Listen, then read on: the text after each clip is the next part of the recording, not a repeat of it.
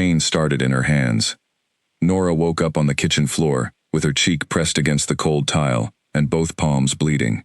She did not know how she got there. The last thing she remembered was sitting on the couch, watching the rain hit the window, and then nothing. Just darkness. Just a gap in time, as clean and blank as a cut page. She sat up slowly. Her arms shook. Her shoulders ached in a way that reminded her of the time she had moved furniture all day without rest. Except she had not moved any furniture. She had gone to sleep in her bed like a normal person. She was certain of that. She pressed her back against the cabinet and looked around the kitchen. The back door was open. Not broken. Not forced. Just open, the way she might leave it on a warm day. But it was October, and the morning air coming through the gap was sharp and cold, and the floor around the door was dirty with mud. Mud on the floor. Mud on her bare feet. Mud caked between her toes. Nora stared at her feet for a long time. She was not the kind of person things like this happened to. She was 23. She worked at a plant nursery 3 days a week. She made her own coffee every morning and kept her apartment clean.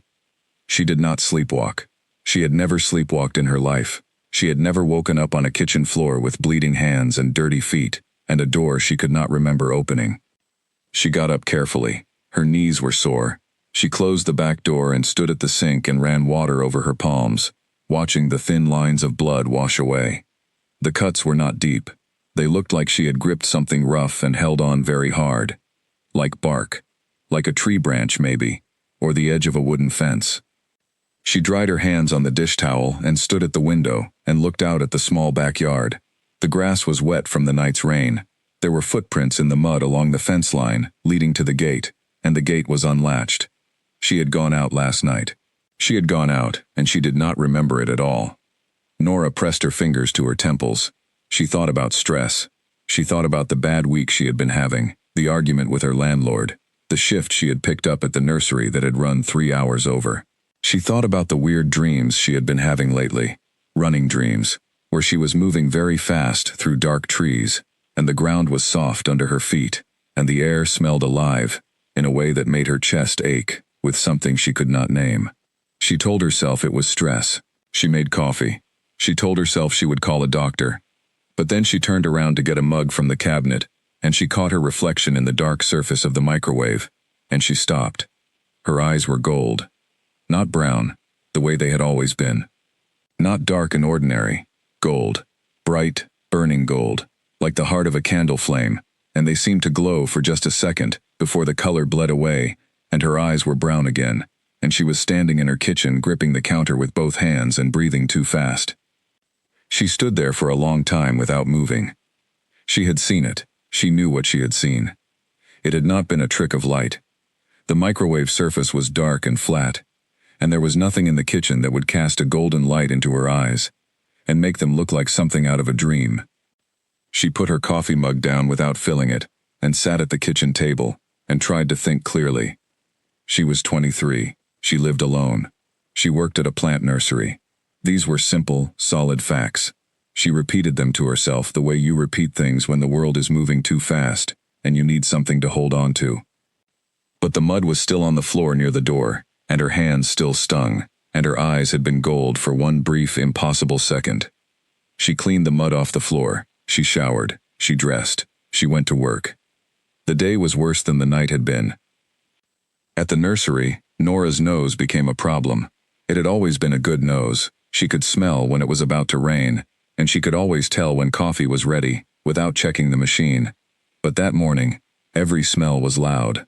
The fertilizer in the back shed hit her like a wall when she walked past it. The soap on her colleague Owen's hands when he waved at her from across the greenhouse. She could smell it from 15 feet away. The bread in someone's lunch bag on the other side of the building. The rust on the gate latch. The wet soil in the planting beds, rich and dark and so full of detail that she had to stop and press her fingers into the earth just to ground herself. "You all right?" Owen asked, coming up beside her. He was a quiet man in his 40s, who had worked at the nursery longer than anyone, and never said more than was necessary. "Fine," Nora said, "just tired." He looked at her for a moment. He had a way of looking at people that was very calm and very direct, and somehow made you feel that he had already seen the truth before you decided whether to tell it. "You look pale," he said. I said I'm fine. He nodded once, and went back to his work. Nora spent the rest of the shift moving through the day carefully, like someone walking a narrow path over a long drop. She kept her breathing slow. She focused on her hands, on the tasks in front of her, repotting, watering, trimming dead stems.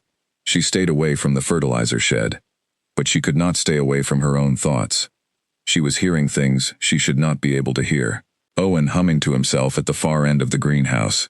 A car engine idling on the road outside the nursery fence. A conversation between two customers near the entrance that she should not have been able to pick up from where she was standing, but she caught every word, as if they were standing next to her. She went home early. She said she had a headache, which was not entirely a lie. At home, she sat on the couch and did not turn on the television. She sat in the quiet and tried to understand what was happening to her, and got nowhere. There was no explanation that fit. She was not sick, not in any way she recognized. She did not have a fever. She was not confused or dizzy or struggling to think. In fact, her mind felt very sharp, sharper than usual, almost painfully so, like everything had been brought into a focus that she had never quite managed before. She looked at her hands. The cuts from the morning were already fading, not healing the way cuts healed, slowly, over days, but genuinely fading. By evening, the marks were barely visible.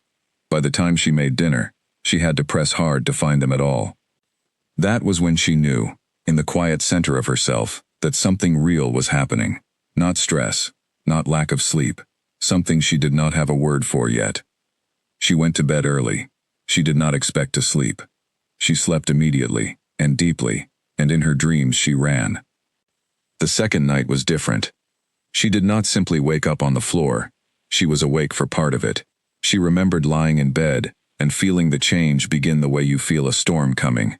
Not in the air, but in your body, in the pressure behind your eyes and the electricity along your skin.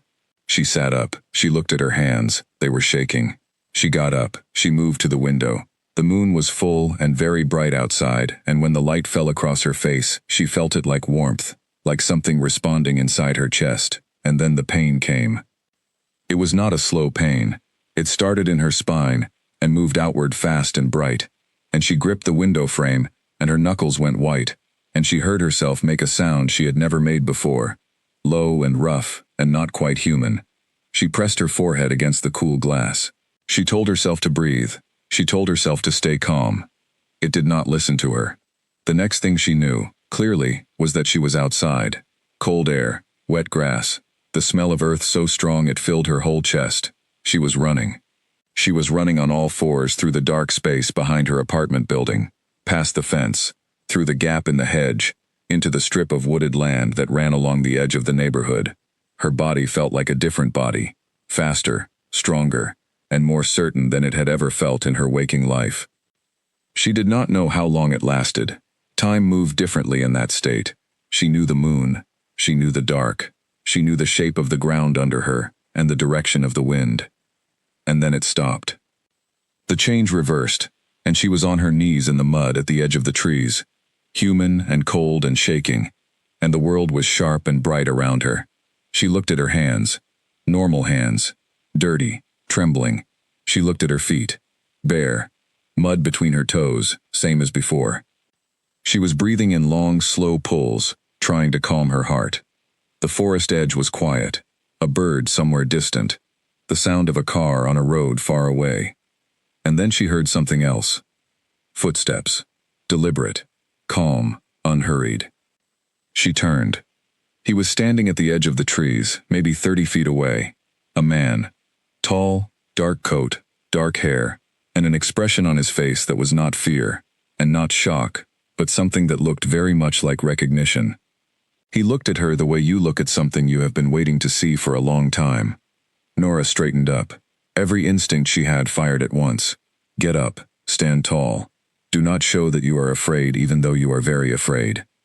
Who are you? She said. Her voice was rougher than she expected. He did not answer. He looked at her for one long moment, and then he turned and walked into the trees, and was gone. No running. Just gone. As if the darkness had opened up and taken him back. Nora stood there alone, in the cold and the mud, and she listened to the silence, and she understood, with great and absolute certainty, that she was not imagining any of this. She made it home before dawn. She locked the back door. She sat on the edge of her bed, and she did not cry, which surprised her, because she was frightened in a way she had never been frightened before. But underneath the fear was something else, something she did not want to name yet. Curiosity. A pull, like a thread tied to the center of her chest and running somewhere out into the dark. She did not sleep again that night. She got up with the first light and made coffee, and stood at the kitchen window and looked at the tree line in the distance and thought about gold eyes and cold mud and a man who had looked at her like he had been expecting her. She thought, whatever I am now, I did not choose it.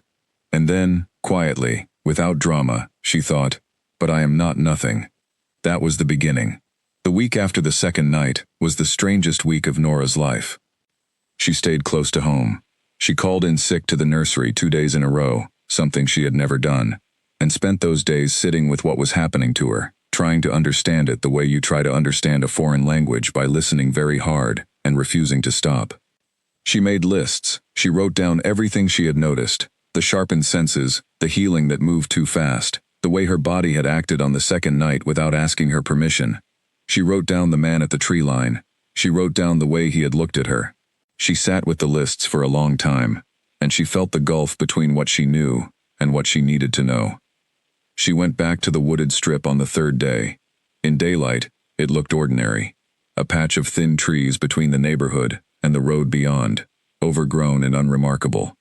But she found the place where she had knelt in the mud. She found the marks of her own knees in the earth, and around them, in the soft ground between the roots, she found something else. Claw marks in a tree trunk. Long, deep, dragged downward. Higher than she could reach if she stretched. Much higher. She stood looking at them for a long time. On the fourth day, she went back to the nursery. She kept her head down and worked carefully, and tried to be normal. Owen watched her without saying anything. At the end of the shift, when the others had gone and she was putting tools away in the shed, she found a folded piece of paper wedged under the latch of the shed door. She almost missed it. She unfolded it. 3 words, written in a clean, unhurried hand. You are not alone. No signature, no explanation. She turned it over. Nothing. She looked around the empty nursery. The gate was closed. The lot was quiet. Whoever had left it was long gone. Nora folded the note and put it in her pocket and went home. She did not throw it away. That night, she sat at her kitchen table under the overhead light, and she read those 3 words again, and she felt, for the first time since this had started, something other than fear. She felt the thread again, the pull in the center of her chest. And she thought, find the man from the trees. She did not know his name. She did not know where he had come from, or how he had found her in the dark, or why he had looked at her with that steady. She had only seen his face for a few seconds in the dark, but she remembered it with a clarity that surprised her. The strong line of his jaw, the dark hair, the quality of his stillness. He had not been afraid of her. That mattered. Everything around her seemed to have shifted and changed in the past week, but that detail stayed solid. He had seen her, in the woods, after what she had done and become, and he had not been afraid. She fell asleep at the table, with the note under her fingers. She dreamed of running again. But this time, in the dream, she was not alone. He was leaning against the stone pillar at the entrance of Awoke Estate when she saw him for the second time. Nora had not been looking for him there. She had applied for the groundskeeping position at Awoke 3 weeks earlier, before any of this had started, before the mud and the gold eyes and the note left under a shed latch. The estate sat on the eastern edge of town, a wide, quiet property with a walled garden, old trees, and a gated entrance that looked like it had not changed in 100 years. She had heard about the open position from Owen, who knew someone, the way good job leads always traveled in quiet towns. She had almost canceled the interview that morning. She had sat on the edge of her bed and looked at her hands and thought, you are not a person who should be around other people right now. You are a person who went into the woods on all fours and does not fully understand why. You should probably not be responsible for other people's garden. But she had needed the money. And more than that, she had needed something to hold on to, a reason to get dressed, a reason to leave the apartment, a routine. So she had gone. And there he was. He was not doing anything in particular. He stood with one shoulder against the pillar, looking down at something in his hand. A phone, or a small notebook, she could not tell. And he was dressed in dark trousers and a gray jacket that fit him too well for a man standing around a garden gate. His dark hair caught the morning light. He looked up just as she reached the entrance. Their eyes met. His expression did not change. No surprise. No recognition, at least not on the surface. He simply looked at her with those steady, pale gray eyes, and gave a single, small nod, the way you might nod at someone in a corridor. Nora stopped walking. She was 3 feet from him, and she could feel her pulse in her throat. "You were in the woods," she said. She did not say good morning. She did not ask his name. The words came out flat and direct, and she was glad of it. He looked at her for a moment. "You should go in," he said. "Your interview is in 5 minutes." "You were in the woods behind my apartment 4 nights ago," she said, "standing at the tree line. You looked at me and walked away." He tucked whatever was in his hand into his jacket pocket. He was calm. Everything about him was so completely calm that it made her angry, which was useful because the anger was easier to stand in than the fear. "I know what you are looking for," he said quietly, "and I understand why. But this is not the place to talk about it." "Then where is?" "After your interview, I will find you." "You'll find me," she repeated. That's a very confident thing to say. Something moved at the corner of his mouth, not quite a smile, something smaller. "Go in, Nora." She went still. "I did not tell you my name." He looked at her steadily. He did not answer. She held his gaze for 3 full seconds. Then she turned and walked through the gate and up the path to the main house, and she did not look back, even though every instinct she had was pulling at her to turn around. The interview was with a woman named Claire, the estate's property manager, a small, efficient person with reading glasses pushed up on her head and a list on a clipboard. She asked practical questions: experience with pruning, familiarity with garden tools, availability on weekends. Nora answered everything correctly. She was professional and polite, and her voice did not shake once. She got the job, starting the following Monday. When she came back down the entrance path, the pillar was empty. She stood at the gate and looked both ways along the road. He was nowhere. No figure in a gray jacket, no dark car pulling away. Just the quiet road and the birdsong from the estate trees. She walked home and sat at her kitchen table and felt the edges of her patience wearing thin. He knew her name. He had been at the tree line. He had left the note, she was almost certain of it now. Or he knew who had. He had been at the estate gate that morning, and she had not applied for that job under her full name online. She had only given her name in the call when she confirmed the interview time. He had her phone number. He had been tracking her movements. He had known when and where she would show up. She thought about that for a long time, and she decided that whether she should be frightened or not, she was going to find out who he was before she let the question make her small. She showed up to the estate on Monday morning at 8. He was in the walled garden. He was doing nothing more alarming than reading, sitting on the low stone bench along the east wall with a book open on one knee. But she felt the awareness move through her when she saw him, sharp and animal. He looked up before she reached the gate in the wall.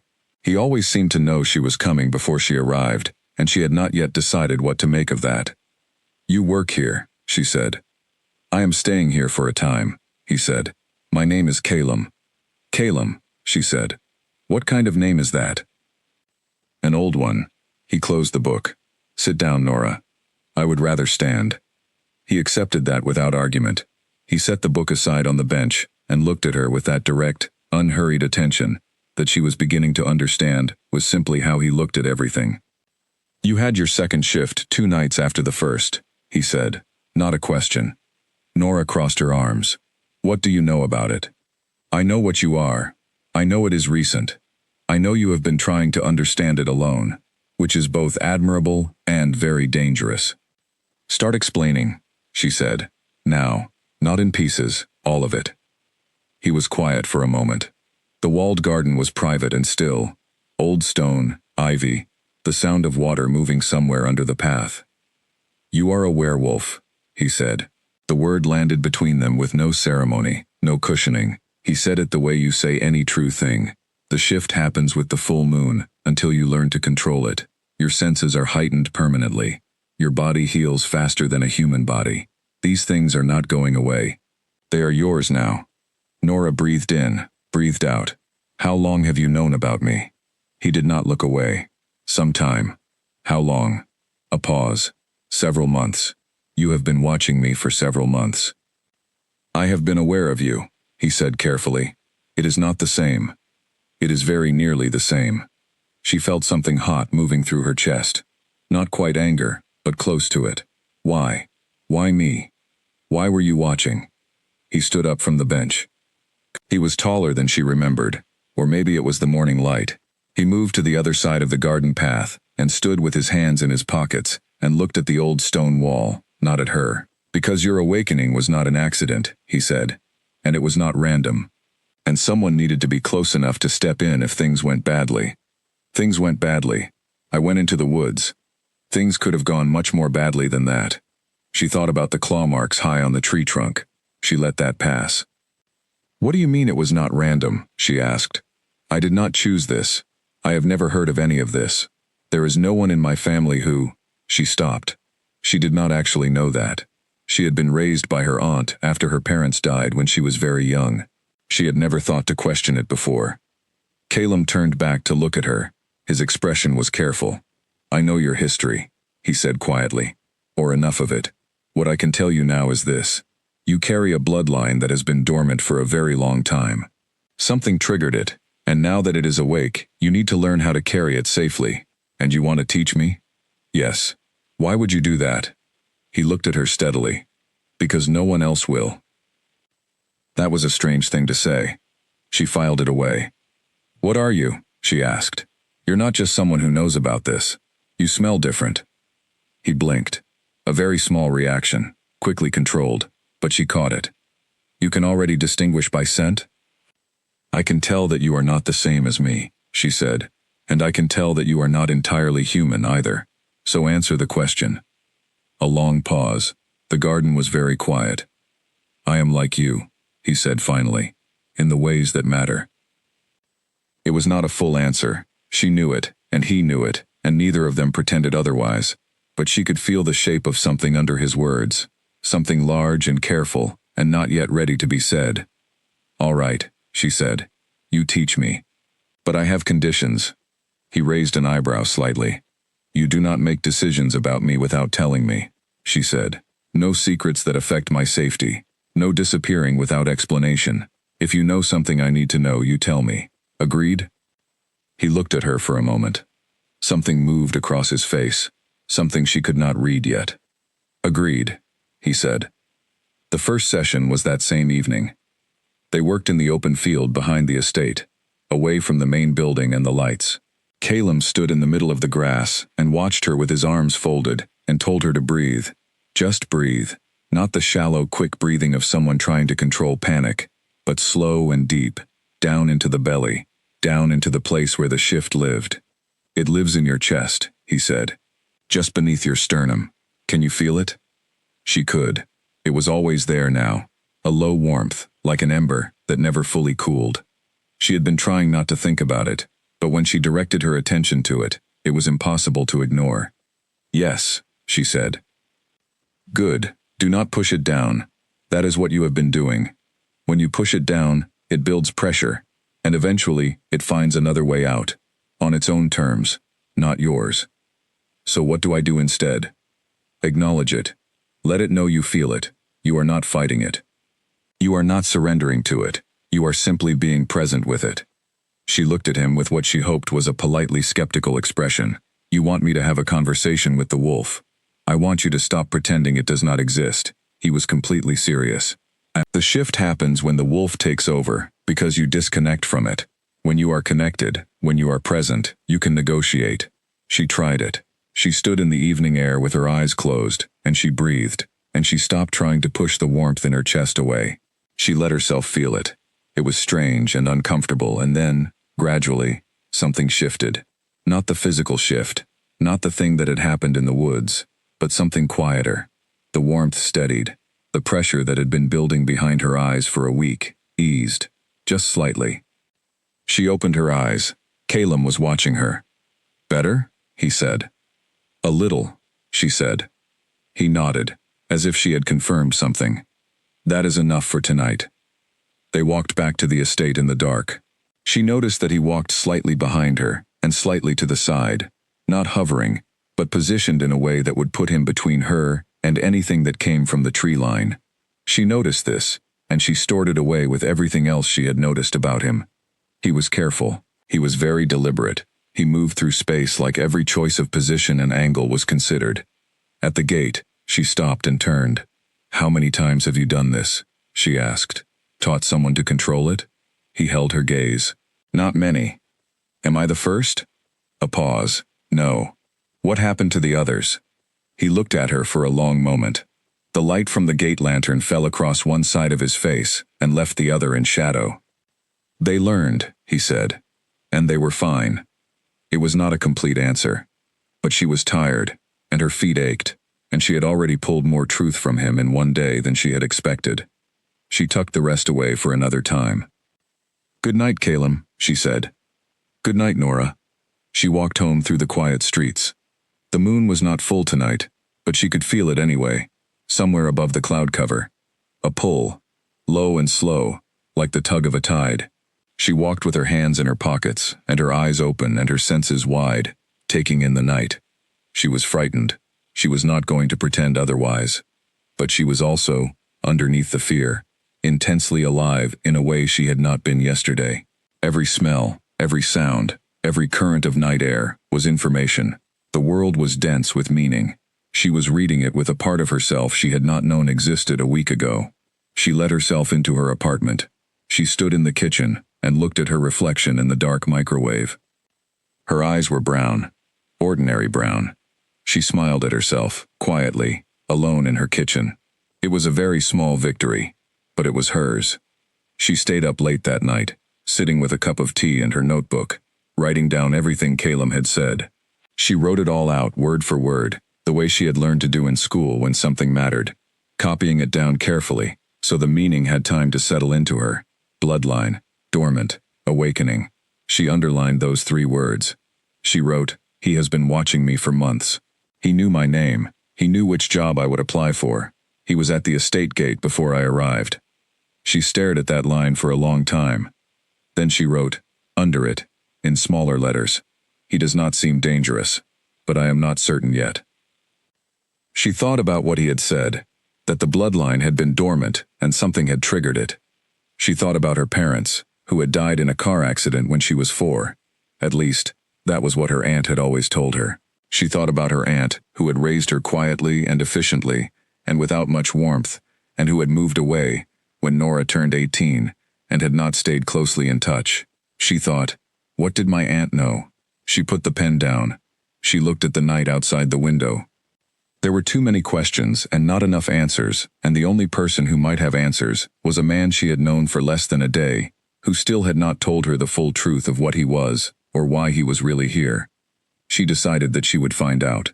She was patient when she had to be, and she had learned, over 23 years of living mostly on her own, that the best information came not from pushing hard, but from paying careful attention. She would pay attention. She would learn everything he was willing to teach her, and she would watch. She closed her notebook and went to bed. Outside, the moon moved through the clouds. In the field behind Awoke Estate, nothing stirred. The old stone walls held the darkness quietly, and behind one of the upper windows, a light burned late into the night. 3 weeks of training changed her in ways she had not expected. She had expected to get stronger. She had expected to get better at breathing, through the warmth in her chest, without letting it take over. What she had not expected was how much she would start to understand without being told, how the shift worked at a deeper level than just breathing and presence, how her body had its own intelligence, its own logic, and how if she stopped fighting it and started listening to it, it stopped fighting her back. Caleb was a precise teacher. He did not waste words. He watched her carefully during each session and gave corrections only when they were necessary, which made those corrections land heavily when they came. He had a way of being absolutely still, not tense, not controlled looking, just genuinely still, the way water is still when there is no wind, and that stillness was somehow more instructive than anything he said. She found herself watching him, and modeling herself on it without deciding to. The estate staff were polite but distant. There were 4 of them who lived or worked on the grounds regularly. A housekeeper named Edna, who was small and precise, and had been there apparently forever. A man called Percy, who handled maintenance and moved around the property in near total silence. And 2 younger workers, who came in on alternate days, and always seemed to be looking somewhere other than at Nora when she spoke to them. They were all perfectly courteous. None of them were particularly warm. But what she began to notice, slowly, was the way they were around Calum. It was nothing obvious. No bowing or scraping. No excessive formality. But when Calum walked into a room, or came around a corner, everyone's posture changed. Not in a fearful way, more like the way a room of people shifts slightly when someone important enters, the subtle realignment of attention.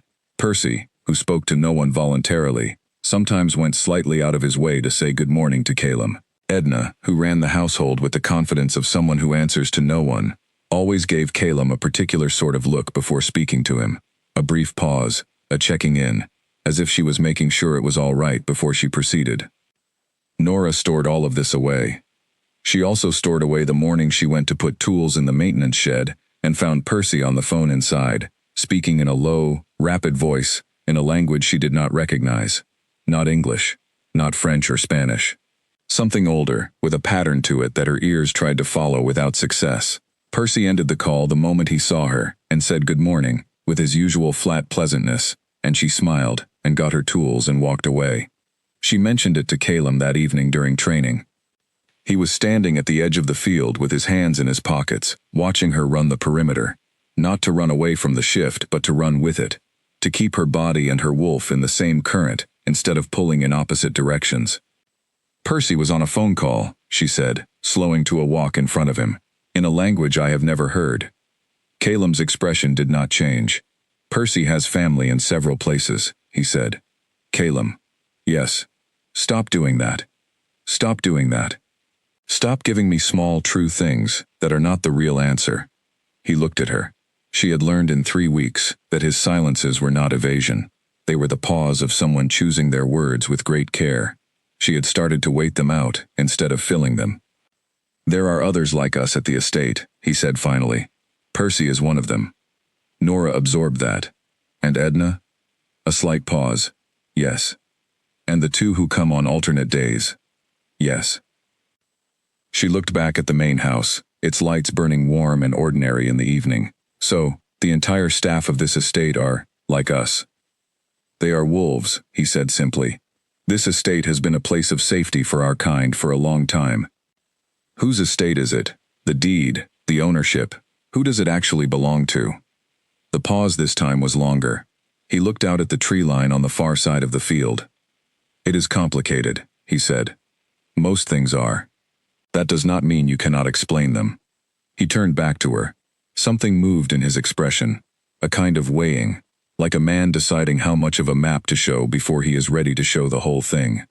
It belongs to the pack, he said, to the lineage. In a practical sense, the title is held by a trust that has existed for a very long time. And you are part of this pack. Yes. What part? He held her gaze. An important one. That is not specific enough. Not tonight, Nora. His voice was not unkind, but it was firm. Tonight, I need you to practice the transition between run and stillness. That is the hardest piece for a new wolf, and you are still too abrupt when you stop. She wanted to push further, but she had learned in 3 weeks that pushing Calum past his chosen boundary for a conversation did not get her more information. It got her less. He did not get defensive. He simply went quiet in a way that closed a door very gently, but very completely. She would get more by being patient. She went back to running. But she thought about what he had said. A place of safety for our kind. A lineage. A trust that had existed for a very long time. She was building a picture, piece by piece, from everything he let fall, and the picture was growing more complicated each day. It was Owen who changed things. She had almost forgotten about Owen, her colleague at the nursery, the quiet man who had worked there longer than anyone. She had been so consumed with the estate and with training that the nursery had slipped to the background of her life. She still worked there 2 days a week. She still did her job well, but she was not fully present there anymore. Owen found her during her lunch break, sitting on the wooden bench at the back of the greenhouse with her sandwich and her thoughts. He sat down beside her without asking, and set his own cup of tea on the bench between them, and looked out at the garden beds. "How are you finding Aldwych?" he asked. Nora turned to look at him. "How do you know about Aldwych?" He smiled. It was a very small, very quiet smile. "I recommended you," he said, "to the person who put out the word that they needed someone." "What person?" Owen picked up his tea and looked into it thoughtfully. "Nora," he said, very gently, "I have known for some time that you were going to wake up. I did not know exactly when, but I wanted to be sure you went somewhere safe when you did." The bench was very still. The greenhouse was full of green light. Nora set her sandwich down. "You're like me," she said. "I am much older than you," he said, "and my shift is very well controlled at this point, so you likely could not have sensed it. But yes, I have been keeping an eye out for you for several years." "Several years," she repeated. "Your bloodline was documented," he said simply. "We watch for bloodlines like yours. When they wake, they need guidance quickly. You did well for someone who had no guide. Someone was watching from the trees on my second night." Owen nodded. He would have moved in if things had gone wrong. They did not, which speaks well of you. "Calum," she said, not a question. Owen nodded again. She was quiet for a moment. The greenhouse was warm, and smelled of soil and water, and the green growing things all around her.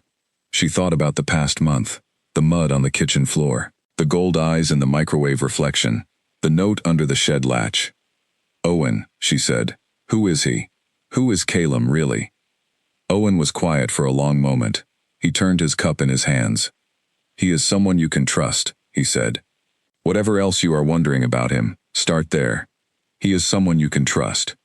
"That is not an answer." "No," Owen agreed. "It is not." He stood up, taking his tea. "But it is the most important piece. The rest will come in its own time." He walked back into the greenhouse.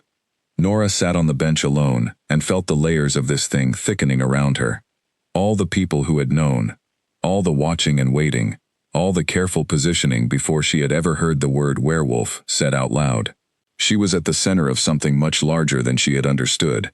She had walked into it thinking she was learning to manage a strange new part of herself, and now she was beginning to understand that she had been walked toward this, guided toward it by people who had planned well in advance. She did not know yet whether that made her angry or afraid. She walked back to her workstation and spent the afternoon repotting seedlings with very careful hands, and she thought about trusting people she did not yet fully understand, and whether that was wisdom or something less. That evening's training session was different. Calum started it the usual way, grounding, breathing, the long, slow settling that she had gotten much better at over 3 weeks. But then he stopped and looked at her with an expression she had not seen before, thoughtful and slightly careful, like he was making a decision. "I want to try something different tonight," he said. "All right. I want to see you hold the shift, not just acknowledge it and breathe past it. I want you to let it rise, to feel the full weight of it, and then choose not to shift." She looked at him. "You want me to go to the edge?" "Yes. And you think I am ready for that?" "I think you are more ready than you know," he said. "And I will be here." There was something in the way he said it, simply, without making it a larger statement than it was, that settled something in her. Not confidence exactly, but the thing that sits next to confidence when you do not quite have the full amount yet. She nodded. She stood in the middle of the dark field, and she breathed, and she let the warmth in her chest rise. She stopped damping it. She stopped holding it at a safe distance, and let it come up. Let it fill her chest. Let it press outward into her arms, and her back, and her throat. The pain came. She breathed into it. She felt the shift pulling at her, the wolf demanding the space it had gotten used to taking on the full moon nights, and she stood in the middle of that pull, and she breathed, and she did not move. It was like holding a door shut against a strong wind. Not impossible, but demanding everything. And then, by degrees, the pressure eased. She breathed out, long and slow. The warmth settled back, lower, quieter. She was still herself, still standing upright in the dark field, still entirely human. She opened her eyes. Calum was watching her from across the field. He had not moved from where he stood. His face was very still, but his eyes were not. They were intent on her, with an attention that was different from the careful professional watchfulness she had come to expect. It was something more direct than that. "Well done," he said. It was just 2 words, but the way he said them felt like more. She walked back toward the estate gate slowly, letting her heartbeat return to its normal pace. The night was cool and clear, and the stars were sharp overhead. She felt hollowed out in a good way, the way you feel after something that required everything you had. "Can I ask you something?" she said. "Yes." "What happens to wolves who do not learn to control the shift?" He walked beside her, half a step back and to the right, his usual position. She had started to find it quietly comforting without deciding to. "Most do learn," he said. "It takes different amounts of time for different people. The wolf is not your enemy. It never was. The problem only comes when the 2 sides refuse to acknowledge each other. What about the ones who do not learn?" A pause. "They become very dangerous. To themselves, to the people around them, and eventually the pack has to intervene." "What does intervening look like?" "Containment, in the best case. The wolf is not destroyed. They are held somewhere safe, until their situation can be resolved." "And in the worst case?" He was quiet for a moment.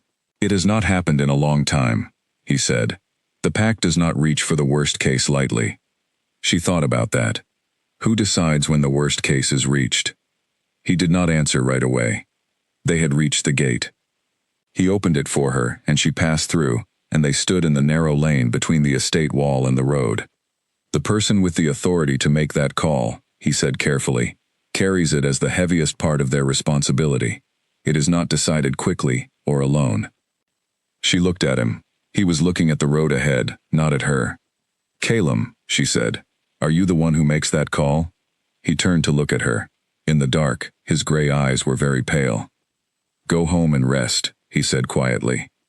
"You worked very hard tonight." She held his gaze for a long moment, then she turned and walked home. Her mind was working the whole way. Every piece she had been collecting for 3 weeks was assembling itself into something, and the shape of it was becoming hard to ignore. Owen's careful evasion, the way the staff deferred, the estate belonging to a lineage, the pack, the authority to make the hardest call. She went home. She made tea. She sat at her kitchen table and looked at her hands. She thought, he is not just an important part of the pack. He is at the top of it. And then she thought, he has been watching me since before I even knew what I was, and he is teaching me himself, personally, not sending someone else to do it. She held that thought. She looked at it from every angle. She could not yet decide what it meant. But she knew, with a certainty that sat in her chest the same way the wolf did, low and warm and impossible to ignore, that whatever Calum was to the pack, his reasons for being here, for being specifically present in this, were not entirely professional. And that was the most interesting and most complicated thing she had learned so far. She went to bed. She slept without dreaming. For the first time in weeks, the night was completely quiet. She went back the next morning early, before her scheduled groundskeeping hours, and stood at the edge of the walled garden looking up at the house.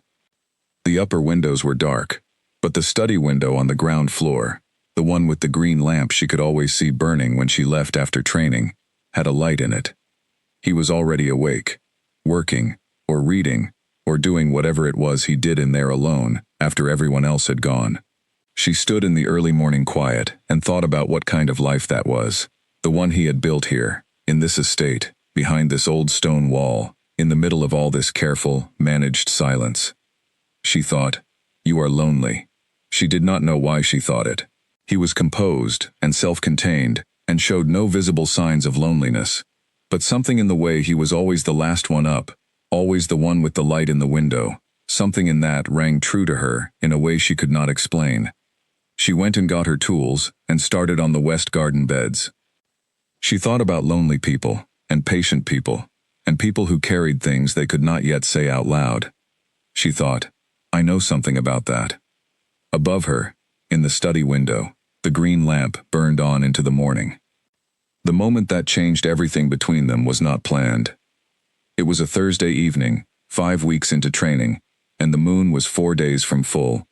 Nora had been managing the pre-full moon pressure well for the past 2 cycles. Better each time, which was what Calum had told her to expect.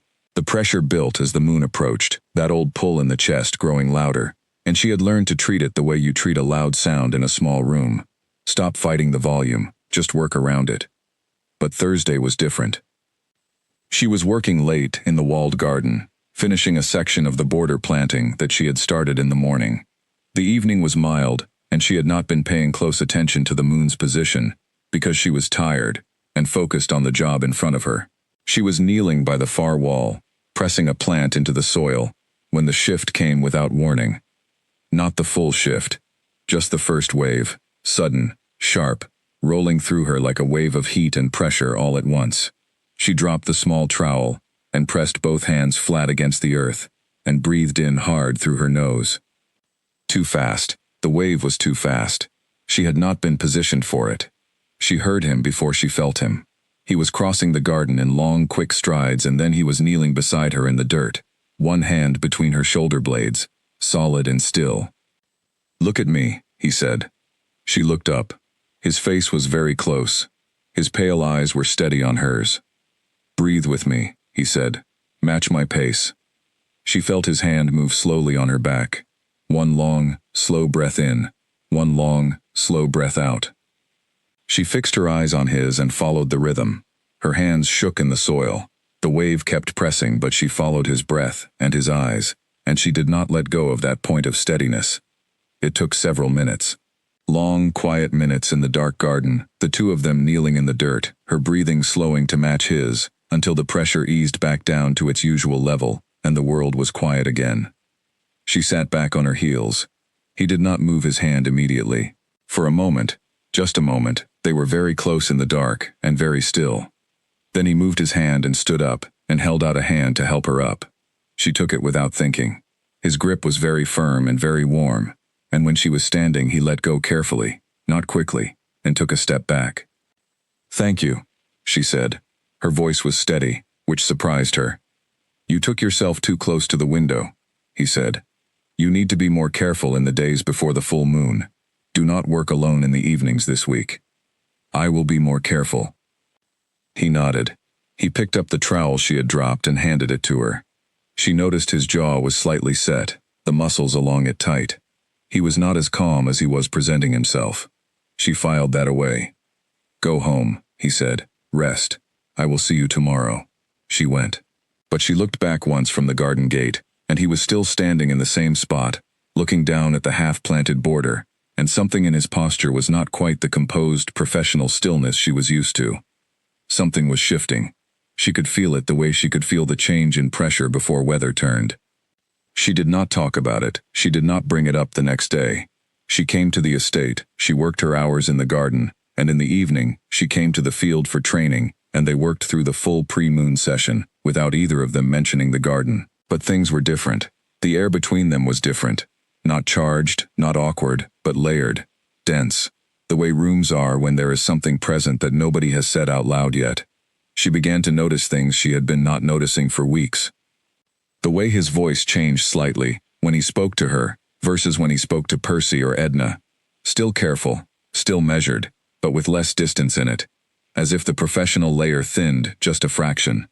The way he sometimes watched her during training from across the field, and then looked away when she turned. The way he always knew exactly where she was on the estate without seeming to track her, which meant he was tracking her, quietly, without being obvious about it.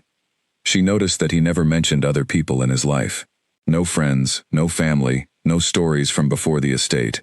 She had tried once or twice to draw something out, a casual question, an open-ended observation, and each time he had redirected with skill and zero apparent effort. His personal life was a door he kept very firmly closed. She noticed that he drank his tea with no milk and no sugar, and always left the last half an inch in the cup. She did not know what to do with that observation, but she had it. She noticed that when he thought no one was watching, the stillness in him looked less like control and more like loneliness. Like a man who had been still for so long that he had forgotten what it felt like to move without calculating every movement first. On the night of the full moon, they went to the field at dusk. This moon session was going to be the test. Not of the wolf, she was managing that, but of herself, of the control she had built over 5 weeks. She stood in the center of the field and let the moon rise and felt every cell of her body orient toward it, like a compass needle finding north. Caleb stood at the edge of the field. She had told him she wanted to do this part without him beside her. She wanted to meet the full moon with the wolf, and do the negotiation herself, with no hand between her shoulder blades, and no gray eyes to anchor to. He had considered this for a long moment, and then agreed, with the condition that she signal if she needed him. She had agreed to that, which was not nothing. A few weeks ago she would not have agreed to signal for help. The moon cleared the tree line, full and very bright, and the pull was enormous. Not painful, not terrifying the way the first time had been, but enormous. Like standing on the edge of a very high place and feeling the space reach up for you. She breathed in. She went down, down, into the place where the wolf lived. Hello, she thought, and then felt slightly absurd, and then thought, and yet, here we are. The wolf was there. She could feel it clearly now, not a separate creature, not an enemy, but a part of herself that wanted to be acknowledged. She stood in the moonlight, and she acknowledged it. All the way down, without flinching. She felt the warmth surge, she felt the shift pull at her, and she breathed long and slow and said, without words, I am here. We are here, together. The pressure peaked, held, and then it eased. She stood in the moonlit field, completely herself, and the wolf was quiet inside her, like water after a storm. She raised her face to the moon. She breathed it in. She heard Calum come across the field. His footsteps were quiet, but she heard them. She heard everything these days. He stopped beside her. She did not look at him. She was still looking up. I did it, she said. Yes, he said. You did. They stood there for a moment, both of them looking at the moon, and the night was very quiet and very full around them. Calum, she said. Yes. I want to know more about you. I am not asking about the pack or the estate or the bloodline. I am asking about you. A long pause. The moon moved slightly. Why? He asked. His voice was low and careful. Because I have been here 5 weeks, she said. And you know a great deal about me, and I know almost nothing about you. And that imbalance is starting to feel deliberate in a way I do not like. He was quiet for a moment. She turned to look at him. He was looking at the moon. What would you like to know? He said finally. Do you like being here, at the estate? Is this something you chose? He was still for a long moment. I go where the work is, he said.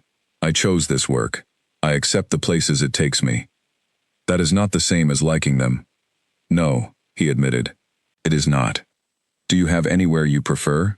Somewhere you would be if you were choosing for yourself? He turned to look at her then. His expression was very unguarded for a moment. Just a moment, before the usual careful composure settled back over it. I have not thought about that in a long time, he said. Maybe you should, she said. He held her gaze. Something quiet and serious moved between them in the dark. Something that was not words, and not quite feeling yet, but the space where feeling was beginning to form. She turned back to the moon. Thank you, she said, for all of this, for the training and the patience and the 5 weeks. I mean it. You did the work, he said. You made it possible. She paused. I am going to find out who you really are. You know. I know, he said. There was something in his voice that might have been the beginning of a smile. She looked at him sideways. And you are going to let me. He did not answer, but he did not deny it either. They walked back to the estate gate under a sky full of stars, and neither of them was in any particular hurry, and the field was quiet and dark behind them, and Nora thought that something had just crossed a line that could not be uncrossed. She did not know yet what it was called, but she felt it, steady and warm, the way she felt the wolf, not outside her, not separate, but absolutely, genuinely part of who she was becoming. She walked home in the moonlight. She felt, for the first time since October, like herself. Not the self she had been before all this started, not the 23-year-old who had fallen asleep on the couch and woken up changed. A new self, one that knew more, felt more, and was considerably less easy to knock off her feet. She turned her key in the door. The apartment was quiet and warm. She went to bed and slept soundly, and in the morning, she got up and made coffee, and stood at the window in the early light, and thought about gray eyes, and full moons, and all the things a person carries when they have been responsible for everything and everyone for so long that they have forgotten to be responsible for themselves. She thought, I am going to be a problem for him. And she thought it with great satisfaction. The next morning, she arrived at the estate earlier than usual. The gate was unlocked already, which meant Percy had been up since before dawn. She let herself in and went to the shed for her tools and found Calum standing at the end of the garden path with a second cup of coffee in his hand. He held it out to her. She stopped walking, looked at the cup, looked at him. He said nothing. His expression was neutral, which with Calum always meant something. She took the cup. It was the right temperature. She had never told him how she liked her coffee, but apparently he had noticed. No milk, no sugar, just the way she drank it. "Good morning," she said. "Good morning," he said. They walked the path to the east garden together, both of them carrying their coffee in the early light, and neither of them said anything for a while. And somehow that was not awkward. It was the most natural thing that had happened since she had arrived at Aldwych. Two people, morning light, coffee, no explanations required. She planted a row of winter bulbs and he read on the bench behind her, and the morning passed in comfortable quiet. She thought, this is the part he does not know what to do with, the ease of it, the simple proximity. She thought, I am right that he has been alone for a long time. She did not push. She let the morning be what it was. A small, quiet beginning of something she did not yet have a name for, and was in no particular hurry to name. She pressed bulbs into the cold ground, one by one, in a neat row. Above her, the sky was pale blue and very clear. Something was growing here, she thought, not just the bulbs. She smiled at the ground. The morning held steady around her, warm enough, full enough. All right, she thought, let it grow. She smoothed the last of the soil over the final bulb and sat back on her heels and lifted her face to the sun. From the bench behind her she heard the soft sound of a page turning, and she was glad she was not looking at him, because she did not want him to see that she was smiling. She was getting better at not showing every thought that crossed her face, but she was not perfect yet, and some things she did not entirely want to hide anyway. The afternoon shifted to cooler air and gray clouds rolling in from the east. She put her tools away. Calum walked her to the gate, the way he did now without being asked, and held it open, and said good evening with that particular quiet quality in his voice, that she had begun to collect the way you collect certain kinds of stones, not valuable exactly, but specific, and worth keeping. She said good evening back. She walked home. She cooked a real meal, for the first time in 2 weeks, pasta, which she was actually good at, and she ate at the table instead of over the sink. She thought, things are becoming something.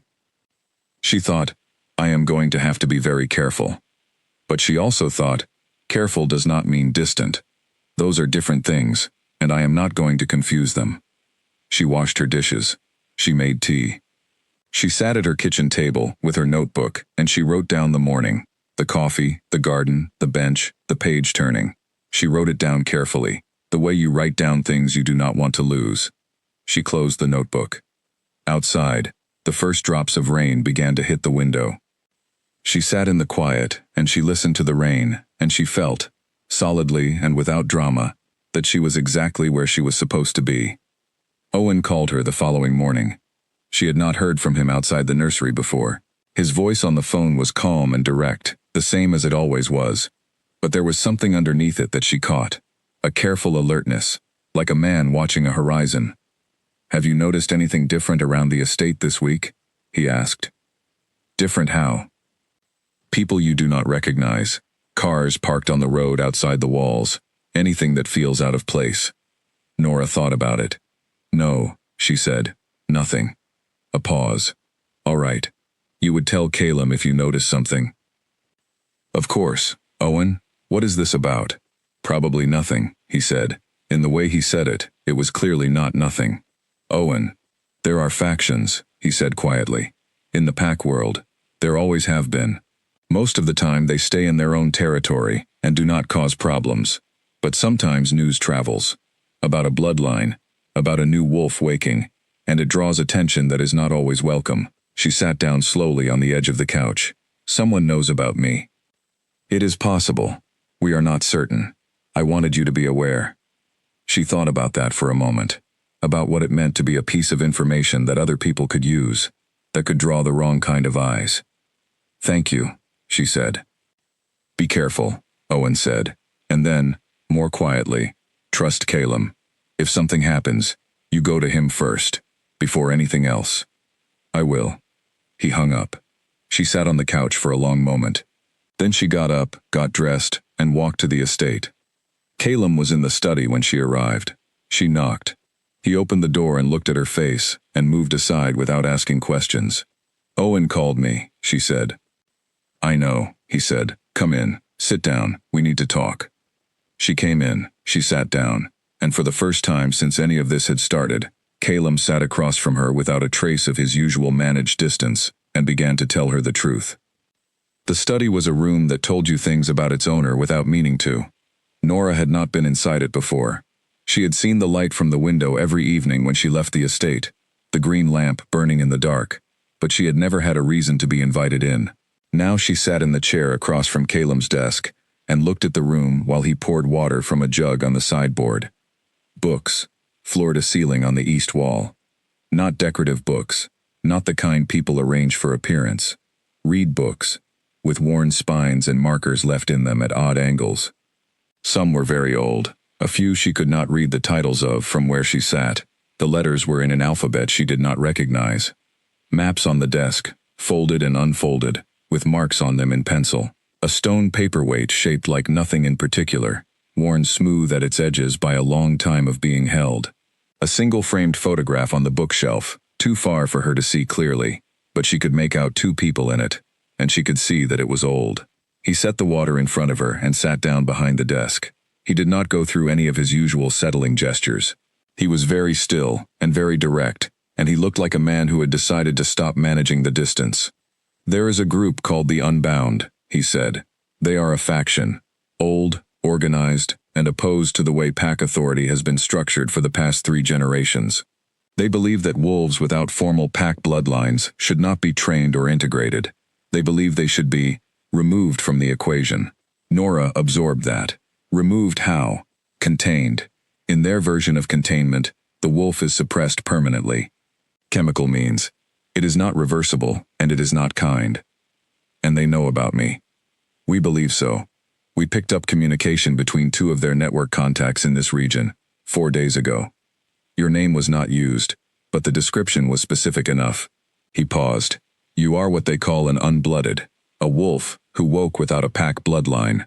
In their framework, that makes you an anomaly, something to be controlled. But I do have a bloodline, Nora said. You told me I carry a dormant bloodline. You do. But it is not on any official pack record, because it has been dormant for so long that most people do not know it exists. He folded his hands on the desk. I know it exists. A very small number of others do. The Unbound do not. They only know that you have woken without visible pack registration, which is enough for their purposes. She sat with that for a moment. So, my safety depends on information that most people do not have access to. For now, yes. And you have been keeping that information controlled. Yes. She looked at him steadily. How long has this faction been operating in this region? They have been present on the edges for about 2 years. They became more active recently, in the past 6 months. 6 months.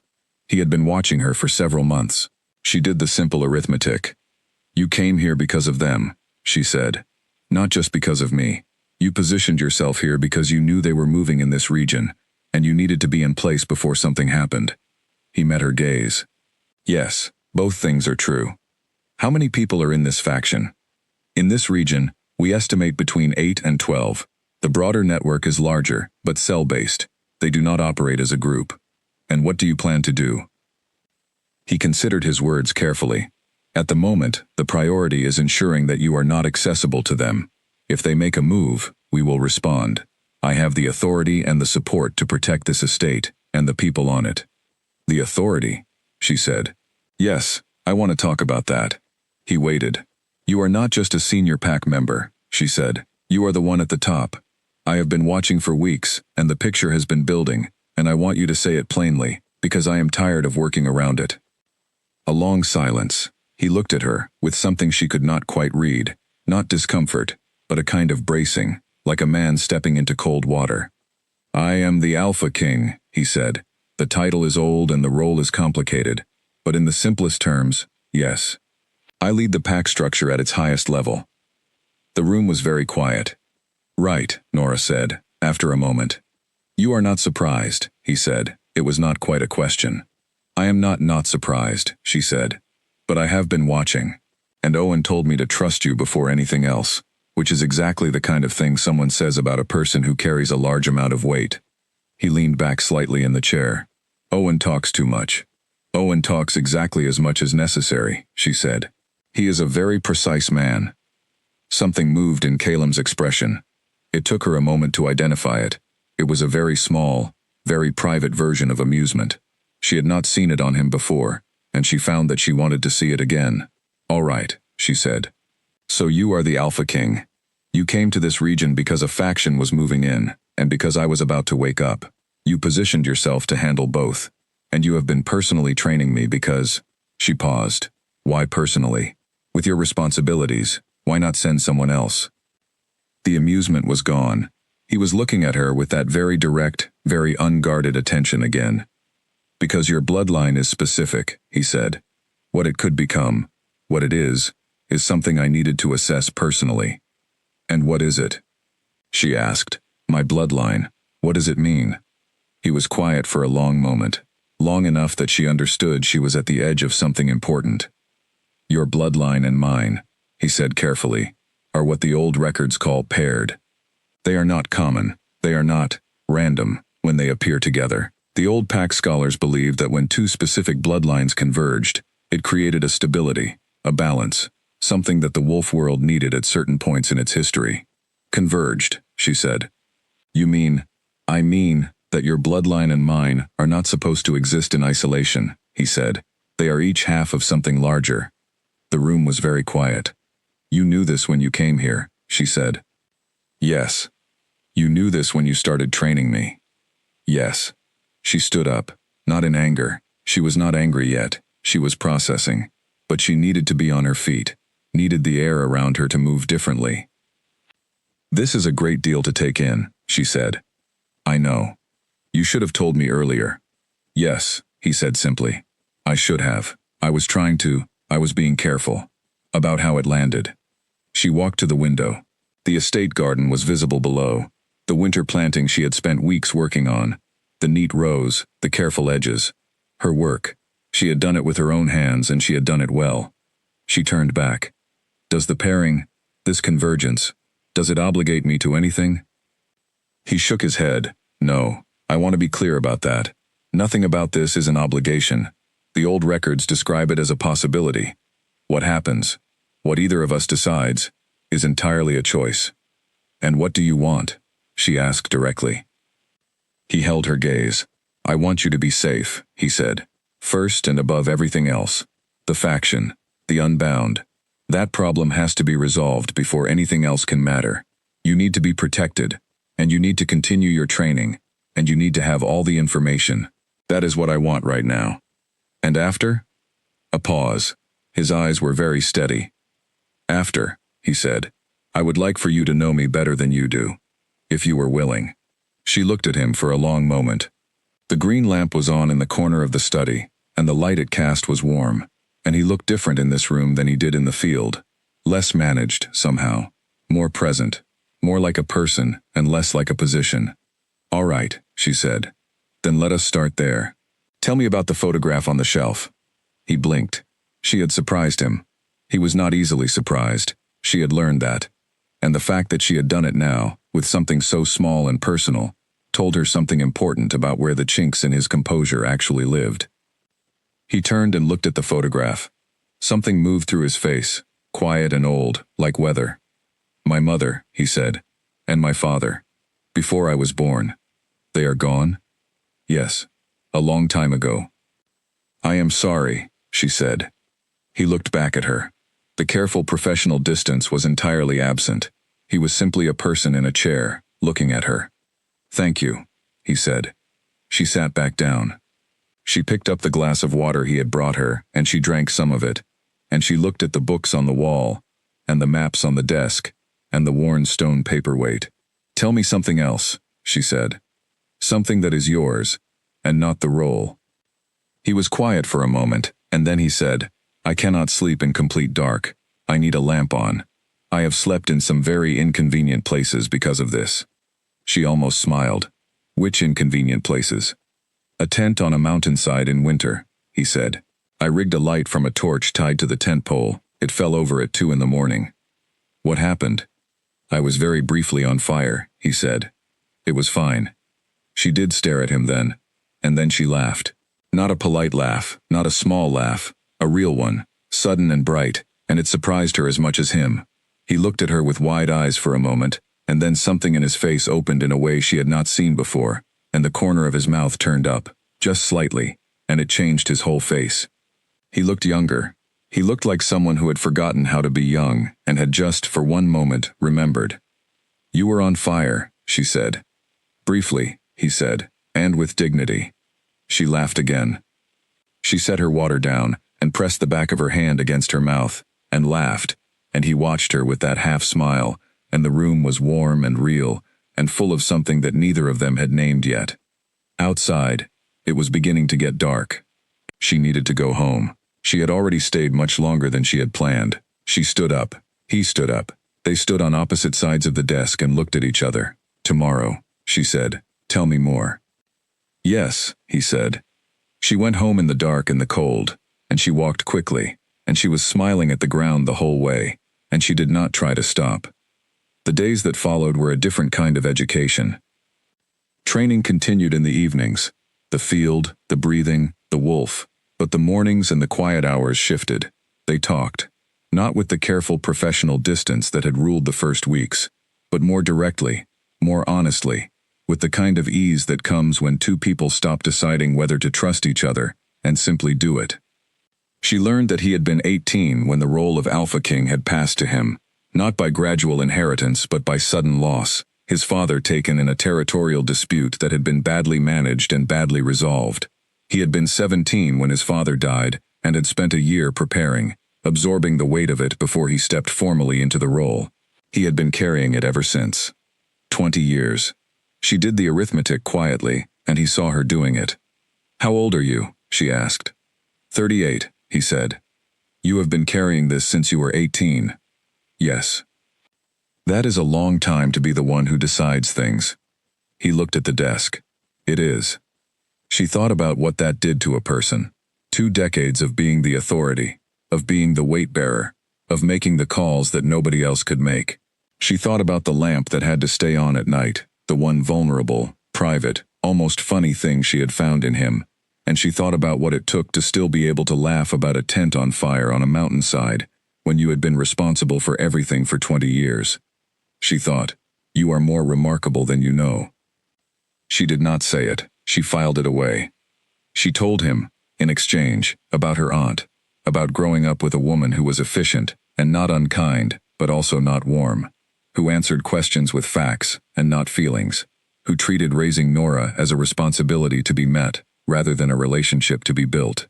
She told him how she had grown up feeling the edges of a story she was not being given access to, small gaps in the narrative of her family that her aunt would not fill. I think she knew, Nora said. About the bloodline. About what I might become. Almost certainly, Caleb said. She would have been told if she was taking custody of you. She could have prepared me, Nora said, not with bitterness. She had made a choice not to carry this with bitterness. It seemed pointless. But with a steady, factual observation. She did not. Some people do not prepare the person, he said quietly. They prepare the circumstances. They arrange the landing place without telling the person what they are landing toward. Nora thought about that. Is that what she did? Arrange the landing? Owen did not find you by accident, Caleb said. And Owen knew your aunt. They have known each other for a long time. She looked at him. She called him. She arranged for Owen to be there, so that when it happened, there would be someone in place who could make sure you went somewhere safe. Nora sat with that for a long moment. It was a strange thing to absorb, that the woman who had never hugged her without it, feeling like a formal event, had arranged, quietly and carefully, for Nora to be caught. I need to call her, Nora said. Yes, he said, you probably do. She called her aunt that evening from her apartment. The conversation was short and strange. Her aunt answered on the second ring, as she always did, and said hello in her usual flat, efficient voice. "I know," Nora said. "I know about all of it. I know about the bloodline. I know you called Owen." A long silence on the line. "Are you safe?" her aunt asked. The first question. No preamble. "Yes." "Is there someone with you?" "Someone who knows the pack." "Yes. I am in good hands." Another silence. And then, very quietly, in a voice that Nora had never heard from her, "Good. That is all I needed." "You could have told me," Nora said. "I know," said her aunt. "I am sorry." 3 words. Nora had never heard her say them before. She was so surprised by them that she did not say anything for a moment. "Thank you," Nora said finally. "For Owen. For setting it up." "Your mother would have wanted you looked after properly," her aunt said, in the same flat voice. And Nora understood, hearing it, that for her aunt, this was the most emotional sentence she knew how to say. They hung up. Nora sat on her couch for a while. She thought about mothers and arrangements and people who showed love in the only shapes they had available to them. She thought about the story she had been half inside of her whole life without knowing the full text. She thought, "I am beginning to know it now." She went to bed and did not dream. In the morning she went back to the estate, and Caleb was at the gate again with 2 cups of coffee, and she took hers, and they walked the path to the garden in the early light. And she thought that this simple, daily, unremarkable beginning, was its own kind of answer to everything that had been unsettled. She was settling, not into smallness, into herself, into the life she had not known she was walking toward. The morning was cold and bright, and the garden smelled of earth, and the last of the autumn leaves, and beside her she could hear him breathing steadily, and the warmth in her chest was quiet and even, and exactly where it was supposed to be. Good, she thought. All right, good. They came on a Tuesday morning in November. Nora heard them before she saw them. She was in the east garden pruning a row of climbing plants along the wall when the wind changed, and something new came with it. A scent she did not recognize, layered and sharp, carrying a quality that made the wolf in her chest go very still. Not the stillness of calm, the stillness of attention. She set down the pruning shears. She straightened up. There were 3 of them at the estate gate. She could see them through the bars from across the garden. 2 men and a woman, standing with a quality of stillness that mirrored her own. They were wolves. She could tell that now without effort. The pack sense that had been developing over weeks told her immediately, the way you know a person is behind you before you turn. Percy was at the gate. He was speaking to them through the bars, his voice low and even. The 3 at the gate were not responding in kind. Their posture was too straight, too deliberate, the posture of people who had come with a purpose and intended to make that purpose clear. Nora moved toward the gate. Percy saw her coming, and his expression changed very slightly. A tightening, a warning. She ignored it. She came to stand beside him. The man at the center of the 3 was the one who mattered. She could tell that without being told. He was older than the others, mid-50s, with a hard, weathered face and light eyes that went over Nora, the way you assess something you have been given information about in advance. He wore no expression that she could read. He was simply looking at her, and in that look was everything she needed to know about why they had come. "You are the one they call unblooded," he said, not a question. "I am Nora," she said. "Who are you?" "My name is Aldrin," he said. "We are here on behalf of an organization that oversees the registration of wolves outside of formal pack bloodlines. We have reason to believe you are unregistered." "I am registered," she said. She did not know if this was exactly true, but she said it with enough certainty that Percy gave her a quick sideways look of something that might have been surprised approval. Aldrin's eyes did not change. "With which pack?" "With the one that matters," said a voice behind her. She did not need to turn. She felt him before she heard him, the particular quality of presence that always preceded Caleb when he was moving with purpose, a kind of gravity that the air around him adjusted to. He came to stand beside her, not in front of her, beside her. And the 3 at the gate changed. She watched it happen. Aldrin's face did not exactly go pale, but it shifted. A very quick, very controlled recalibration. The face of someone who had prepared for a number of scenarios and had not expected this particular one. "Your Highness," Aldrin said. The title came out carefully, as if he was placing something fragile on a surface and was not sure it would hold. Aldrin, Caleb said. His voice was the same as it always was with her. Even, measured, but with a different quality underneath it. A weight that was not there when they were alone. This is not your territory. We received information. You received information about a wolf in my care, in my territory, registered under my authority. Each sentence was short and entirely level. What you choose to do with that information is your decision, but what you will not do is approach my people at my gate without invitation. A silence. Aldrin was still looking at him, the recalculating going on behind his eyes. We had no way of knowing. You had every way of knowing, Caleb said. You knew exactly what you were doing, and you expected to find her without me. That is the only reason this conversation is happening at a gate instead of through proper channels. Aldrin's jaw moved slightly. The unbound have a legitimate. The unbound, Caleb said, and something in his voice changed on those two words. Very slightly, but Nora felt it in her chest, like a low note struck on a deep instrument. Do not have legitimate standing on this estate, or in this region. Not now, not last month, not in the 3 years before that, when you have been moving through here without declaring yourselves. I know what you are, Aldrin. I know who sent you, and I know why you came before dawn on a Tuesday morning, instead of presenting yourself at a front door like a person with nothing to hide. The three at the gate were very still. Aldrin looked at Nora. She held his gaze. She did not move. She was aware of Caleb beside her and the wolves behind her. Percy had said something low and quick inside, and now there were footsteps. Edna and the others coming out into the garden, positioning themselves with a quiet efficiency that she had not known they possessed. She was not alone. She had not been alone in a long time, and she was only now understanding the full weight of that. We will go, Aldrin said. He looked back at Caleb. But this conversation is not finished. Come to me through proper channels, Caleb said, and I will hear what you have to say. Come to my gate uninvited again, and the conversation we have will be significantly less polite. Aldrin held his gaze for a long moment. Something passed between them, old, heavy, the weight of things that had been building long before Nora had arrived in any of it. Then he turned, and the other two turned with him, and they walked back down the lane. Nora watched until they were out of sight. Are they going to come back? She asked. Not today, Caleb said. Possibly not for some time. Aldrin is cautious. He will report back and reassess. But eventually, yes. She turned to look at him. He was watching the lane. His jaw was set, the muscles there tight, the same way they had been the night in the garden after she had lost control. It was the face he made when he was carrying something very heavy with great care, not letting it spill. How did they know I was here? She asked. Information travels, he said. We suspected they would find out. We were watching for them. You knew they were coming. We knew they would come eventually. We did not know it would be this morning. She looked at the gate. Are there more of them? Beyond those three? In this region, we believe 8 to 12, as I told you.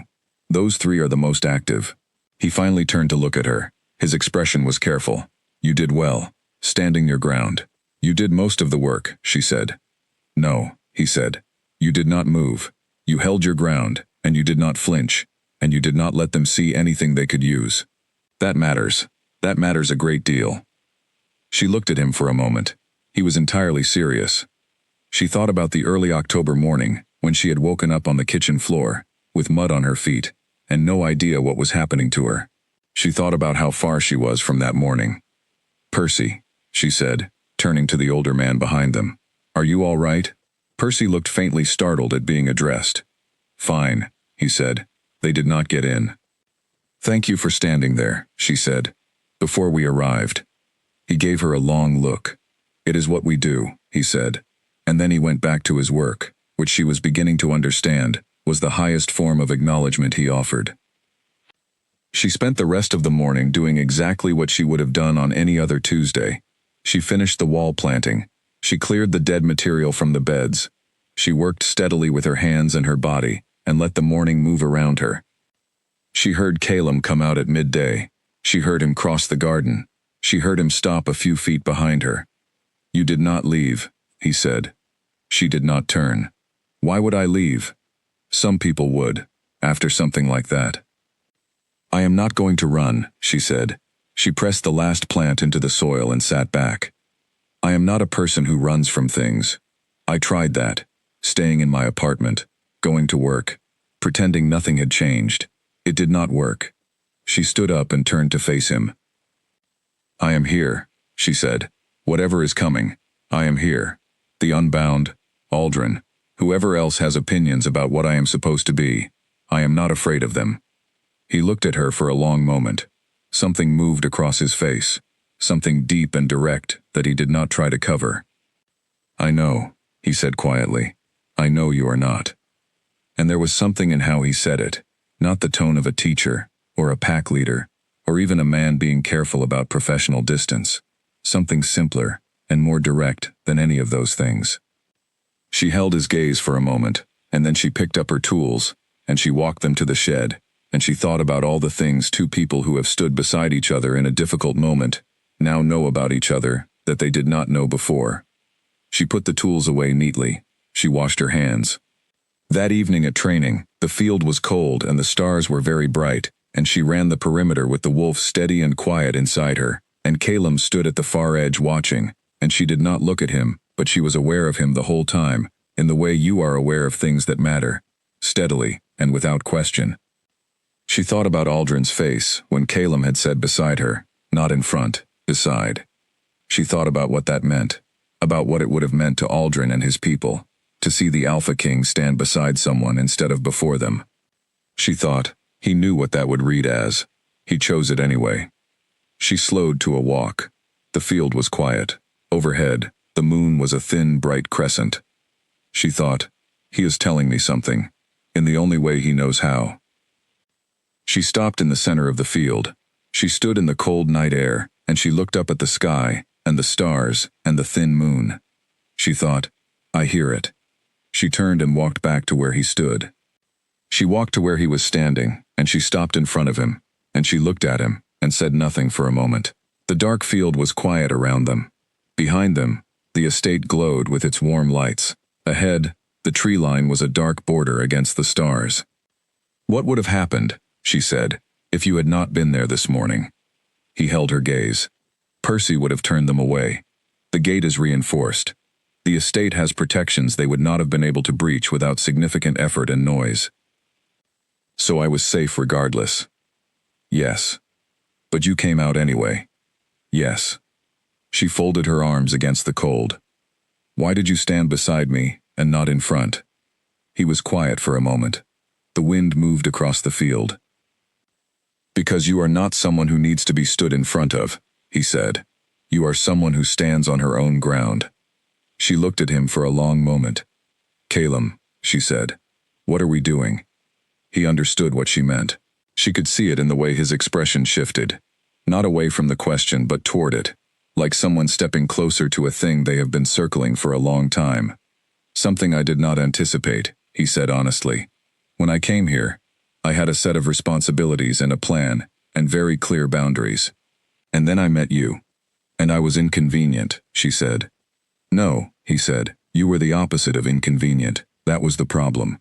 She looked at him.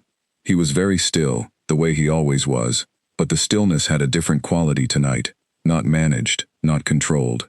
Simply present, simply him. What do you want? She asked.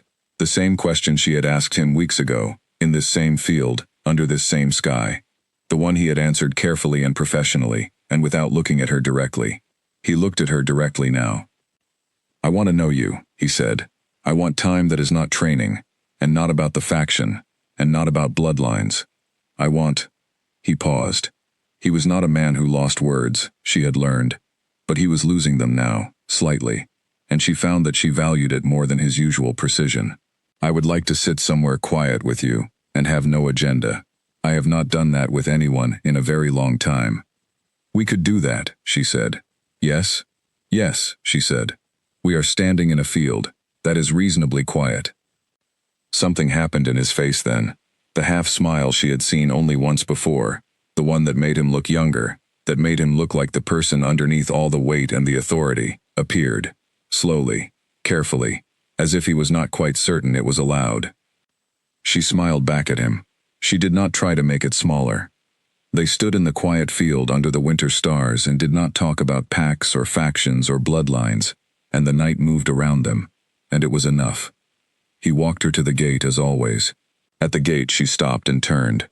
"Tomorrow," she said. "Tomorrow," he agreed.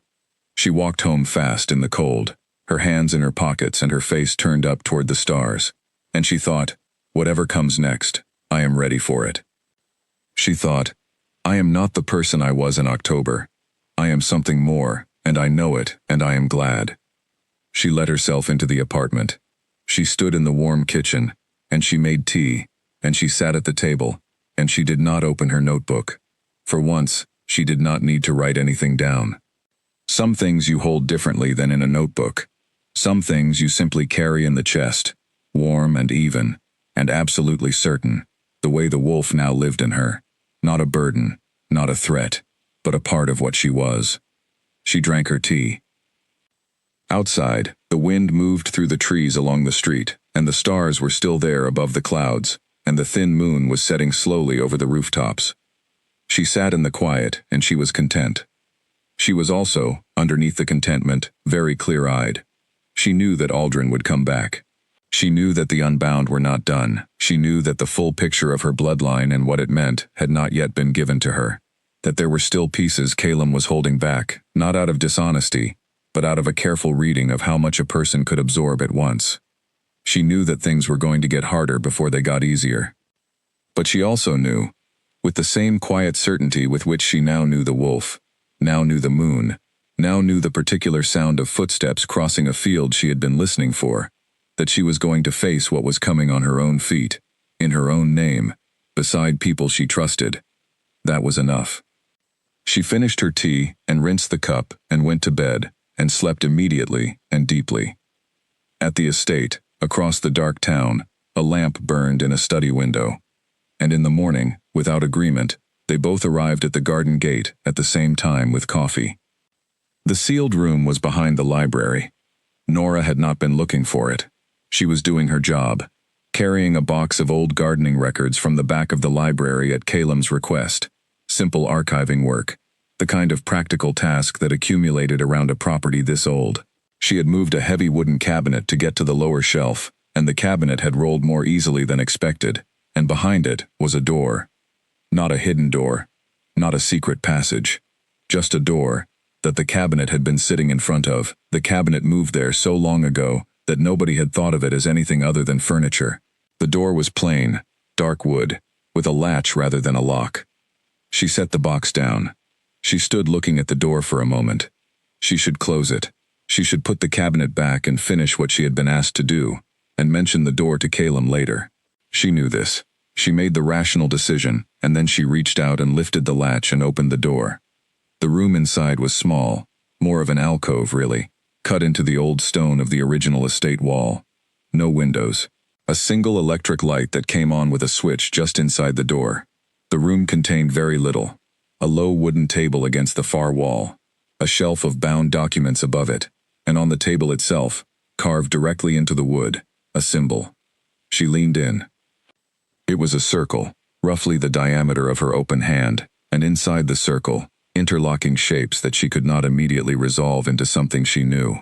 But as she stood looking at it, her wolf sense, that expanded awareness that had been growing and sharpening since October, gave her a kind of recognition she could not explain in ordinary language. Not seeing, not reading, something closer to knowing, in the way your body knows the temperature of a room before your mind has named it. This was a claim. That was the closest word she had, a mark of authority, old and considered, and carved into the wood, by someone who had intended it to last. She reached out and put her palm flat on the carved circle. The warmth in her chest responded. Not wildly, not like the shift, just a steady, deep resonance, like a tuning fork brought close to another one.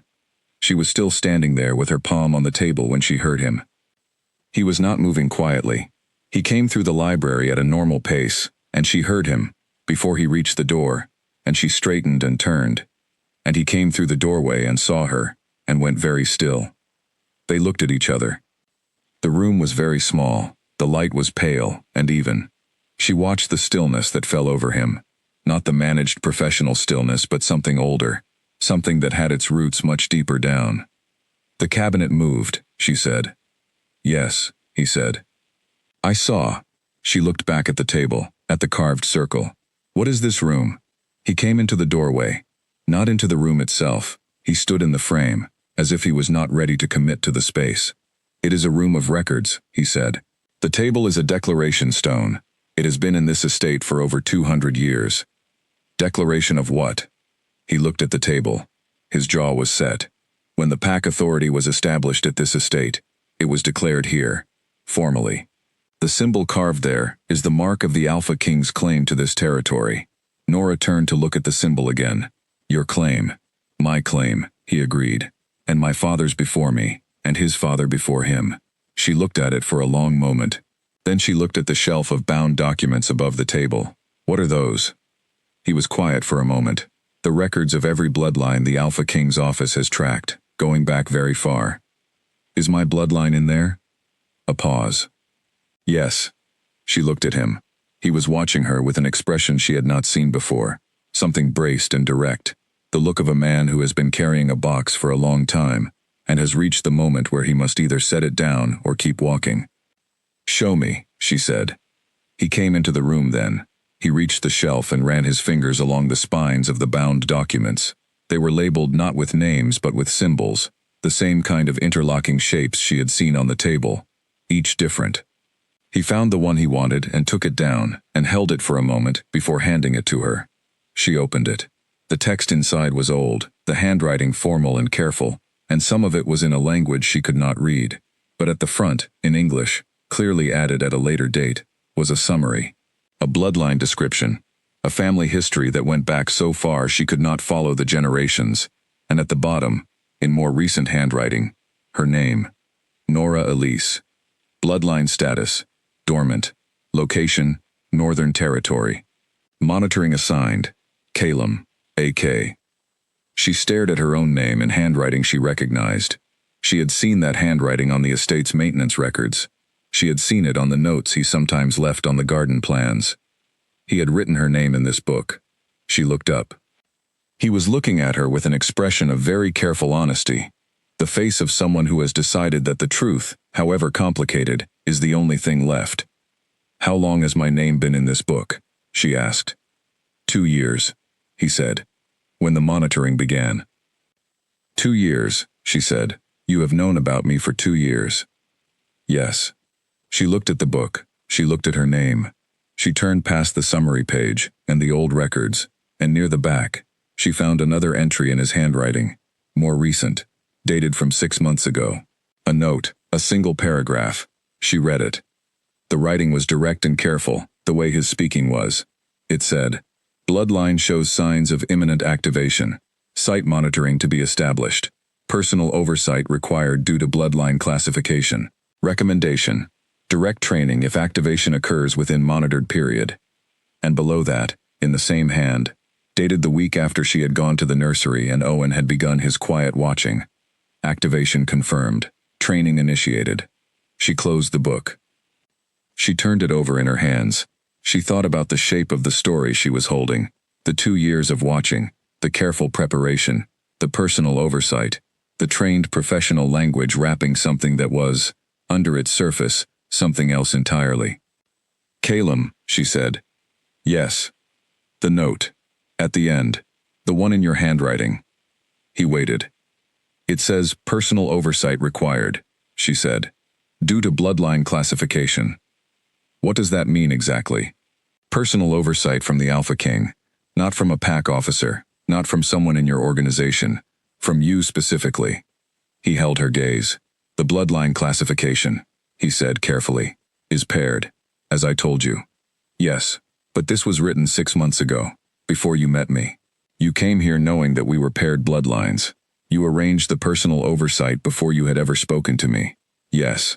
So, the decision to come here yourself, to run the training yourself, to be here personally, that decision was made before you knew me.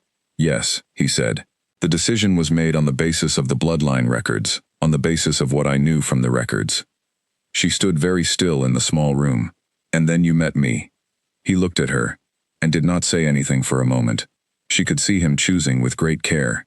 She could see him at the intersection of two truths, the professional one and the other one, trying to find words that held both without crushing either.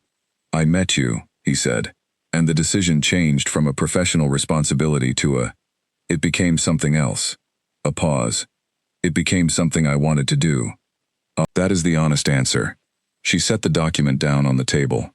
"Something you wanted to do," she said, "not because the bloodline record required it." "Not anymore," he said. "No." She looked at the carved symbol on the table. She thought about the stone paperweight worn smooth, the lamp in the window, the tent on fire on a mountainside, the coffee at the gate, the way he had stood beside her and not in front of her. She turned around and looked at him. "You should have told me," she said, "that you had known about me for 2 years, that it started as official oversight." "Yes," he said, "I should have." "Why didn't you?" He was quiet for a long moment. "Because I did not know how to explain the point at which it stopped being oversight," he said. "I did not know how to say. I knew about you for 2 years, and then I met you, and those 2 years collapsed into that first conversation, and nothing was the same afterward. I did not have a clean way to present that." She looked at him for a long moment. "That," she said, "is the most honest thing you have said to me." He looked at her, and she looked at him, in the small room with the old stone walls and the declaration table between them, and she thought about what it took a person like him, who had been the Alpha King since he was 18, and who carried everything with such deliberate care, to say something that direct. She picked up the document and held it out to him. He took it. "I am not angry," she said. "I want to be clear about that. I understand the shape of it now. You had a responsibility. It became something personal. You did not know how to navigate the line between them, and you defaulted to professionalism, because that was the safer thing." He nodded once. "But I need the line to be clear now," she said. "What is between us, what this is. I need that to live in its own space, not tangled up with bloodline pairings and pack records and what 2 years of documentation says about what we are supposed to be." "Yes," he said, "that is right, that is fair." "So tell me again," she said. "Not as the Alpha King with a formal responsibility, just as you." He was very still. "I would like to know you," he said. "I would like to be known by you. I would like for you to be somewhere safe, and I would like to be part of that safety, not because of the record but because—" He stopped. He tried again. "Because you laughed in my study about the tent, and it was the first time I have heard myself described as briefly on fire with dignity, and I thought I would like to hear that again. I would like to hear you laugh again. Many times." She looked at him for a long time. Then she said, "That is a very good answer." He breathed out, just slightly. She walked past him to the doorway. She stopped. "Come on," she said. "I still have records to archive." He followed her out of the small room. She put the cabinet back in place, unhurried, while he stood behind her and held the records she handed back to him. They worked in comfortable quiet. And neither of them mentioned the pairing again that day. But it was in the air between them, clean and acknowledged now, and cleaner for having been said out loud. The week that followed was the first week where Nora felt that she and Caleb were living in the same honest space. Not the careful professional arrangement of the first weeks, and not the layered, slowly opening complexity that had built since then, but something clear and mutually understood, with no managed distances, and no careful redirections.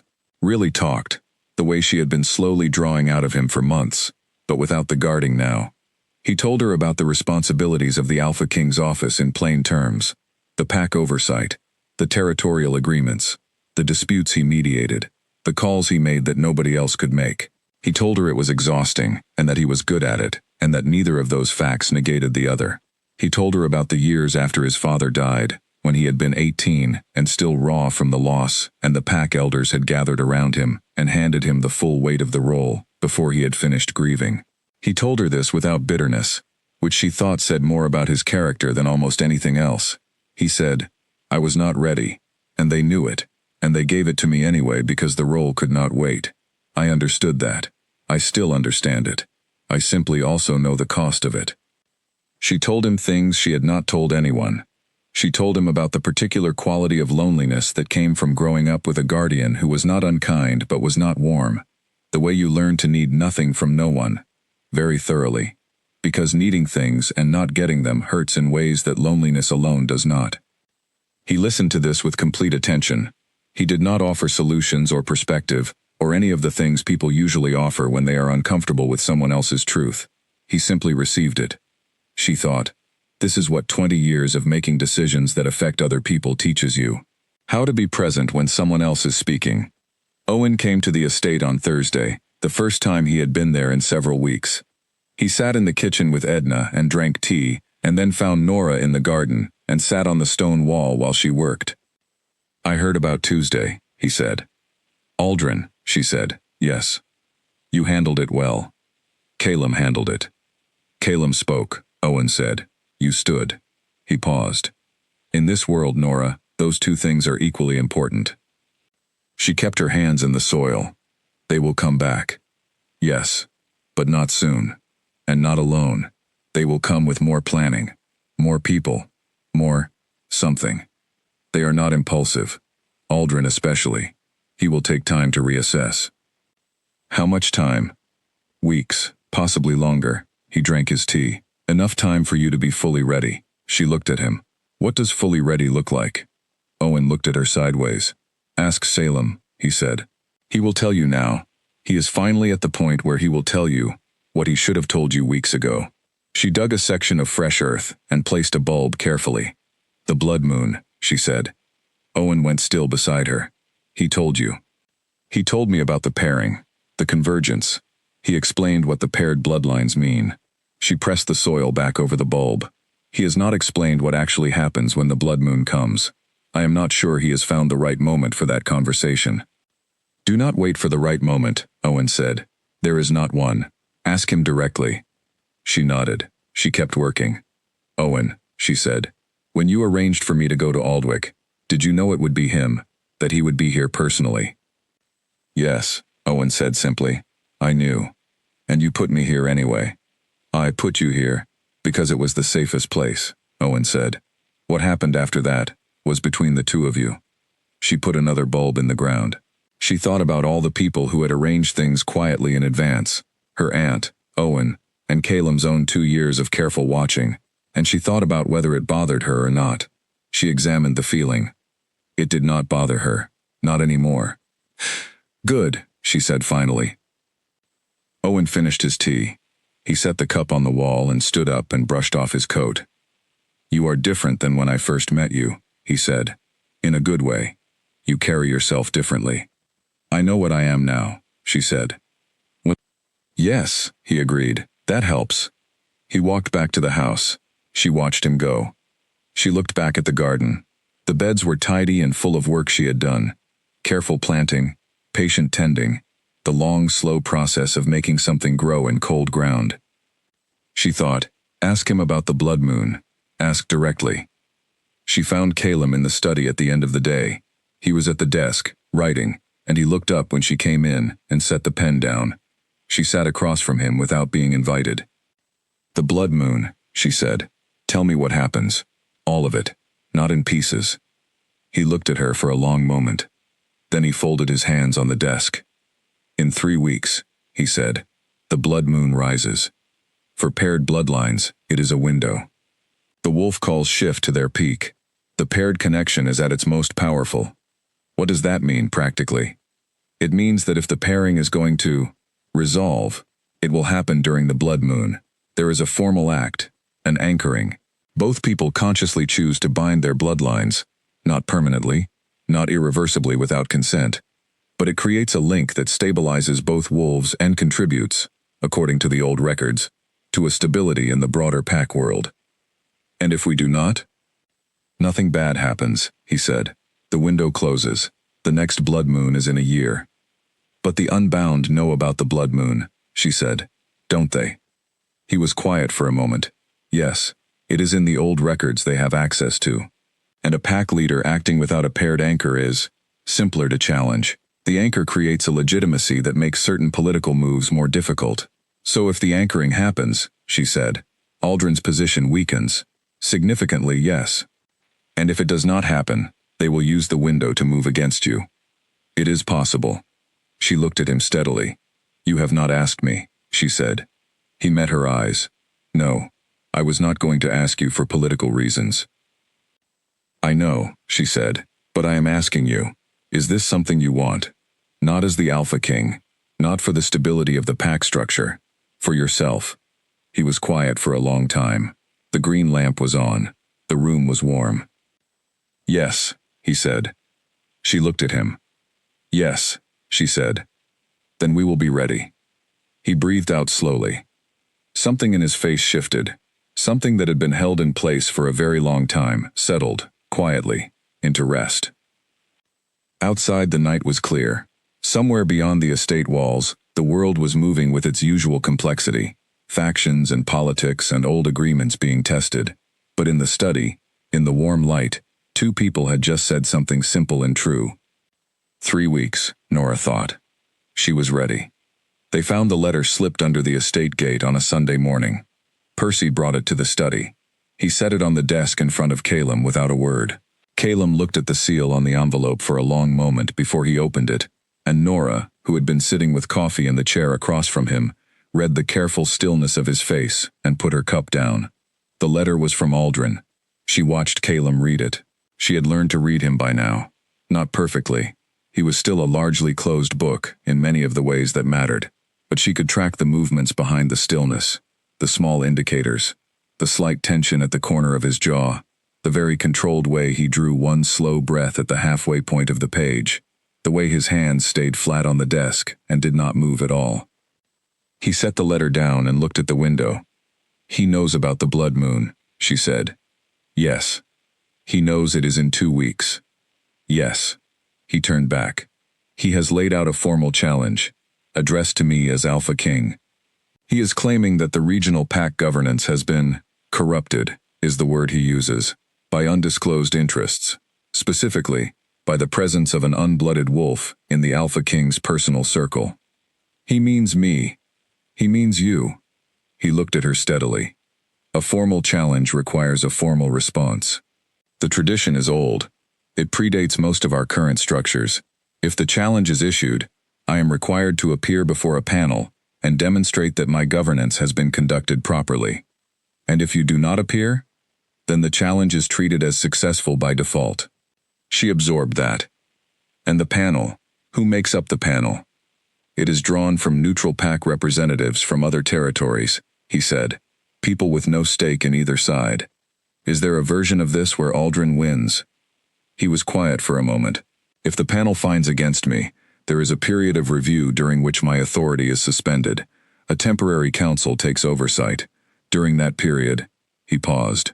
During that period, any wolf under my protection would need to find protection elsewhere, including me. Yes. She looked at the letter on the desk. She thought about the careful architecture of everything Aldrin had constructed. The early morning approach to the gate, the deliberate placement before the blood moon, the formal challenge that required a formal response, the timing. He had planned this with patience and precision. He is trying to separate us, she said. Not just separate us, separate me from protection, during the blood moon window, so that the anchoring cannot happen. Yes, Calum said. And if the anchoring does not happen, his challenge becomes easier to argue. An Alpha King without an anchor has a different political position than one with. She stood up. She walked to the window. The estate garden below was still and gray in the November light. The beds she had spent months tending. The paths she knew by footstep in the dark. He is very clever, she said. He is, Calum agreed. Can you win the panel? The record speaks for itself. My governance has been clean. There is no actual corruption to find. He paused. But the challenge creates a period of uncertainty, and during that period, a great deal can happen. She turned back. He will not wait for the panel. He will move during the uncertainty period. That is my assessment, yes. She looked at him. He was sitting behind the desk with the careful, level expression of a man who had faced hard situations before, and was not going to pretend this one was not hard. What do you need? She asked. He looked at her. Something moved in his expression at the directness of the question. I need to respond to the challenge formally, he said. Which I will do today. I need to contact the neutral territories and get the panel process started. The sooner it begins, the sooner it resolves. And I need, he paused. I need everyone on this estate to be prepared for the possibility that Aldrin will move before the panel convenes. He might not wait, she said. No, he might not. She sat back down. She picked up her coffee, which was cold now. She held the cup in both hands. I want to help with the response, she said. Not symbolically. Actually help. Tell me what you need from me. He looked at her for a long time. I need you to keep training, he said. I need you to be at full strength for the blood moon. Everything else I can manage. And the panel. Can I give testimony? My presence, the circumstances of my arrival here, my training, that is evidence of proper conduct. Yes, he said. Your testimony would be valuable. Then I will give it. She set the cup down. And Calum, I need you to stop treating me like something that needs to be managed through this. I am not a factor in your governance problem. I am a person who is in this with you. Let me be in it. He looked at her with that very direct, very unguarded attention that she had been slowly drawing out of him for months. Yes, he said. All right. He sent the formal response to the challenge that afternoon. He drafted it at the desk, and she sat in the chair across from him, and they worked through it together. She had a good eye for language, and he had spent 20 years being careful about words, and between them, the document was precise and clear, and left no room for misinterpretation. When it was done, he looked at it for a moment, and then he looked at her. Thank you, he said. That is what being in it looks like, she said. He almost smiled. Percy took the response to the courier. Edna, who had been moving efficiently through the house all morning, with a quality of alert readiness that told Nora she knew exactly what was happening, appeared in the doorway, with tea and sandwiches, and set them on the corner of the desk without a word, and left. They ate in the study. They talked through the likely timeline, the panel convening, the probable response from Aldrin, the windows where risk was highest. In the 3 days before the blood moon, Calum said, is when I would move if I were him. After the panel has been formally initiated, but before it has concluded. The uncertainty is at its peak, so we need everything in place by then. Yes. She thought about the field at night, the breathing, the wolf, 3 months of careful, patient work that she had not understood the full purpose of until now. I will be ready, she said. I know, he said. She held his gaze. Do you? Actually? He looked at her steadily. I have watched you hold the wolf under the full moon without assistance, he said. I have watched you stand at that gate without flinching. I have watched you take in information that would have undone most people and respond with clarity. Yes, he said. I actually know. She looked at the desk, at the formal letter and the empty cups and the old stone paperweight that had been worn smooth by his hands over all the years of difficult things. Calum, she said. Yes. When this is done, the panel, the blood moon, all of it, what happens? He held her gaze. What would you like to happen? I would like to still be here, she said, at the estate, working in the garden, having coffee in the morning, not because of the bloodline pairing, and not because of pack politics, because I want to be. He was very still for a moment. Then you will be, he said. If that is what you want, you will be. And you? She said. What do you want when this is done?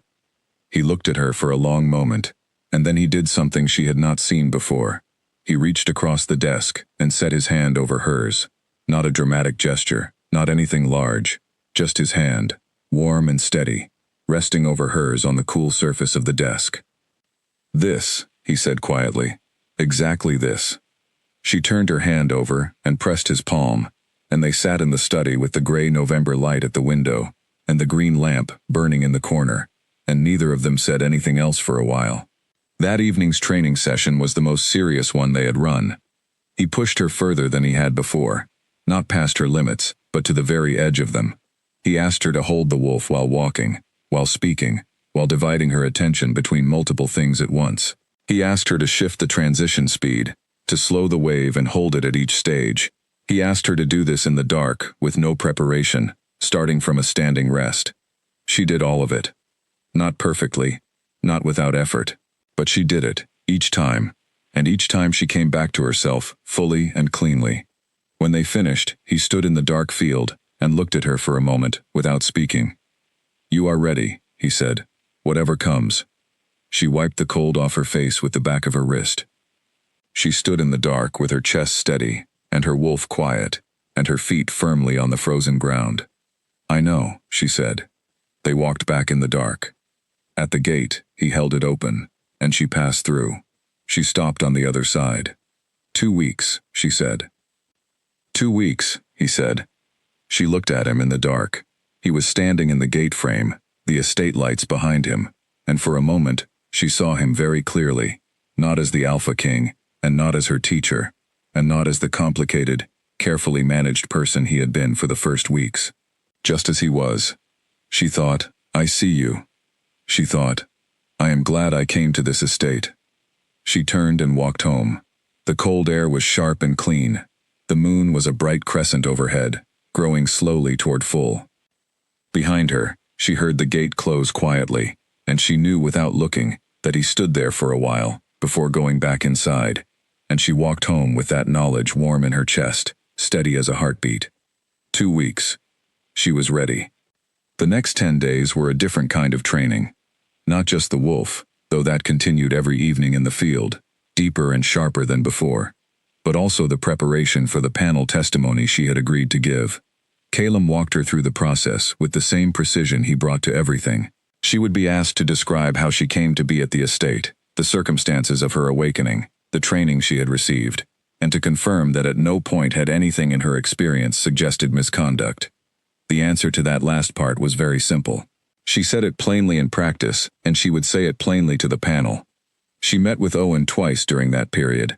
He came to the estate, and they sat in the kitchen, and talked through what she knew, what she could say, and what she would not be required to say.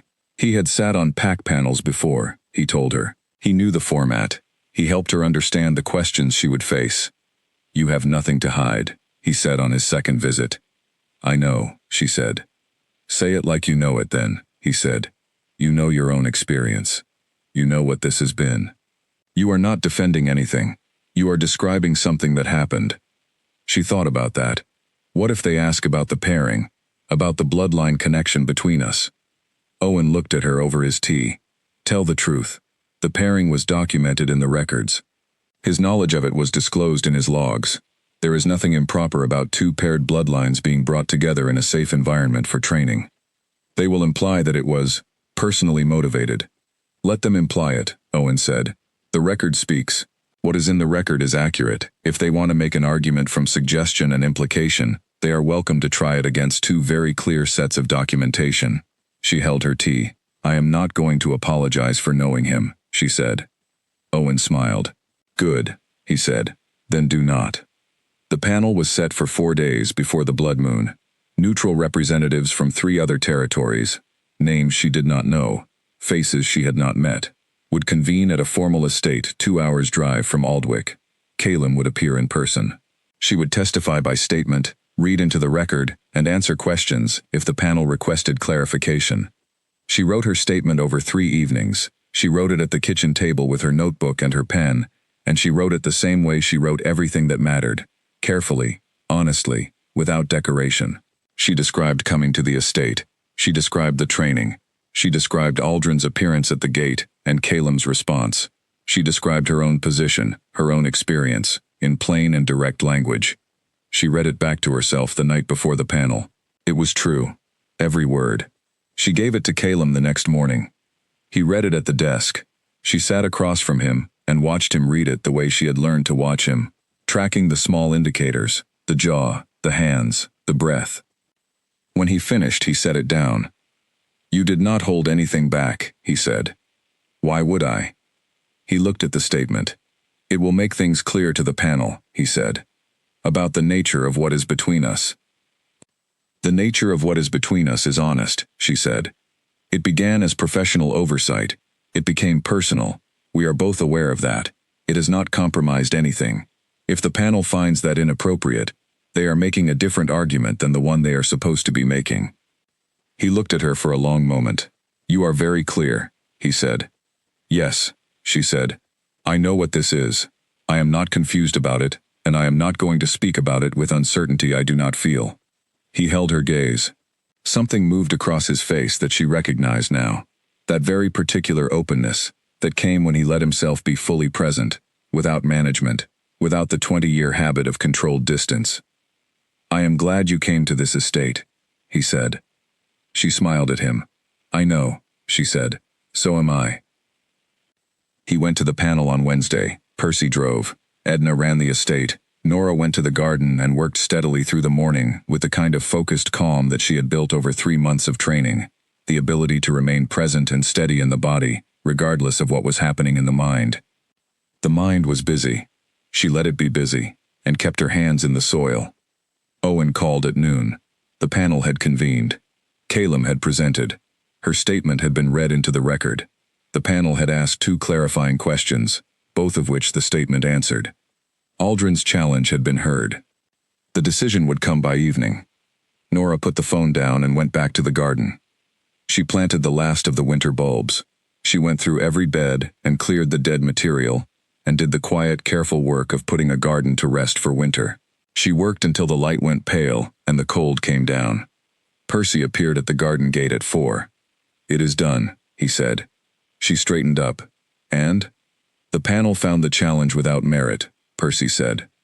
"The records were clean, the governance was clean, the challenge is dismissed." She breathed out slowly. "Aldrin," she said. "He has 3 days to accept the ruling or appeal." "He will not accept it," she said. "No," Percy agreed. "He will not. He will move before the blood moon." "Yes," Percy said. "That is the expectation." She nodded. She picked up her tools. "Then we have 4 days to be ready." Percy looked at her for a moment. He had the quiet, measuring quality that had always made her slightly uncertain of what he was thinking. Now he said, "Calum will be back this evening. He asked me to tell you." "Thank you, Percy." She put the tools away. She went to the house and washed up. She made tea and sat at the kitchen table with the warm cup and the late afternoon quiet around her. She was not afraid. That was the truest thing she could say about where she was. 3 months ago she had woken up on a kitchen floor terrified of herself, and now she was sitting in a warm kitchen in a stone estate, waiting for the man she was. She allowed herself the word, sitting alone in a quiet room, waiting for the man she was in love with to come home from a panel that had been mounted against him because of her. And she was not afraid. She was clear, she was ready. She was exactly who she was. She heard the car on the drive at 6. She heard the door. She heard his footstep in the hall. She always knew his footstep. He appeared in the kitchen doorway. He looked tired. Not collapsed, not defeated, but the kind of tired that comes from a long day of being required to be entirely correct in everything you say. She stood up and held out his cup of tea, which she had made exactly right because she had learned without being told, the same way he had. He crossed the room and took it. He looked at her over the rim of the cup. "It is done," he said. "Yes," she said. "Percy told me." He held the cup in both hands. 4 days, he said. 4 days, she said. They stood in the kitchen in the early evening, both of them holding their tea, and outside the window, the dark was coming down over the estate garden, over the carefully tended beds and the stone walls and the old trees. She thought, "I am ready." She thought, "Whatever Aldrin brings in the next 4 days, I am ready."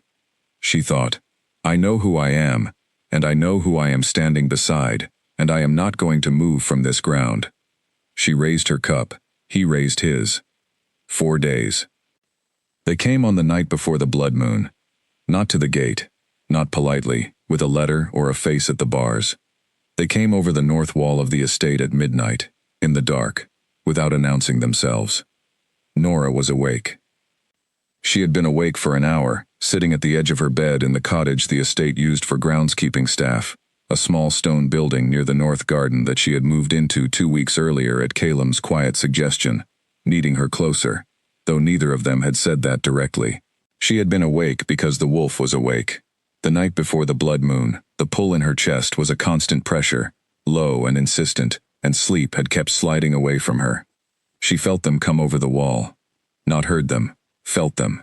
The way she could feel another wolf now, the same pack sense that had grown over months. Multiple wolves, moving together, carrying a collective weight of intent that her body recognized before her mind had processed it. She was on her feet and dressed before she had consciously made the decision. She went to the window. The north garden below was dark and still. She could see nothing. but she could feel them. 4, maybe 5, spread along the north section of the estate. She had told herself she would go to Calum first.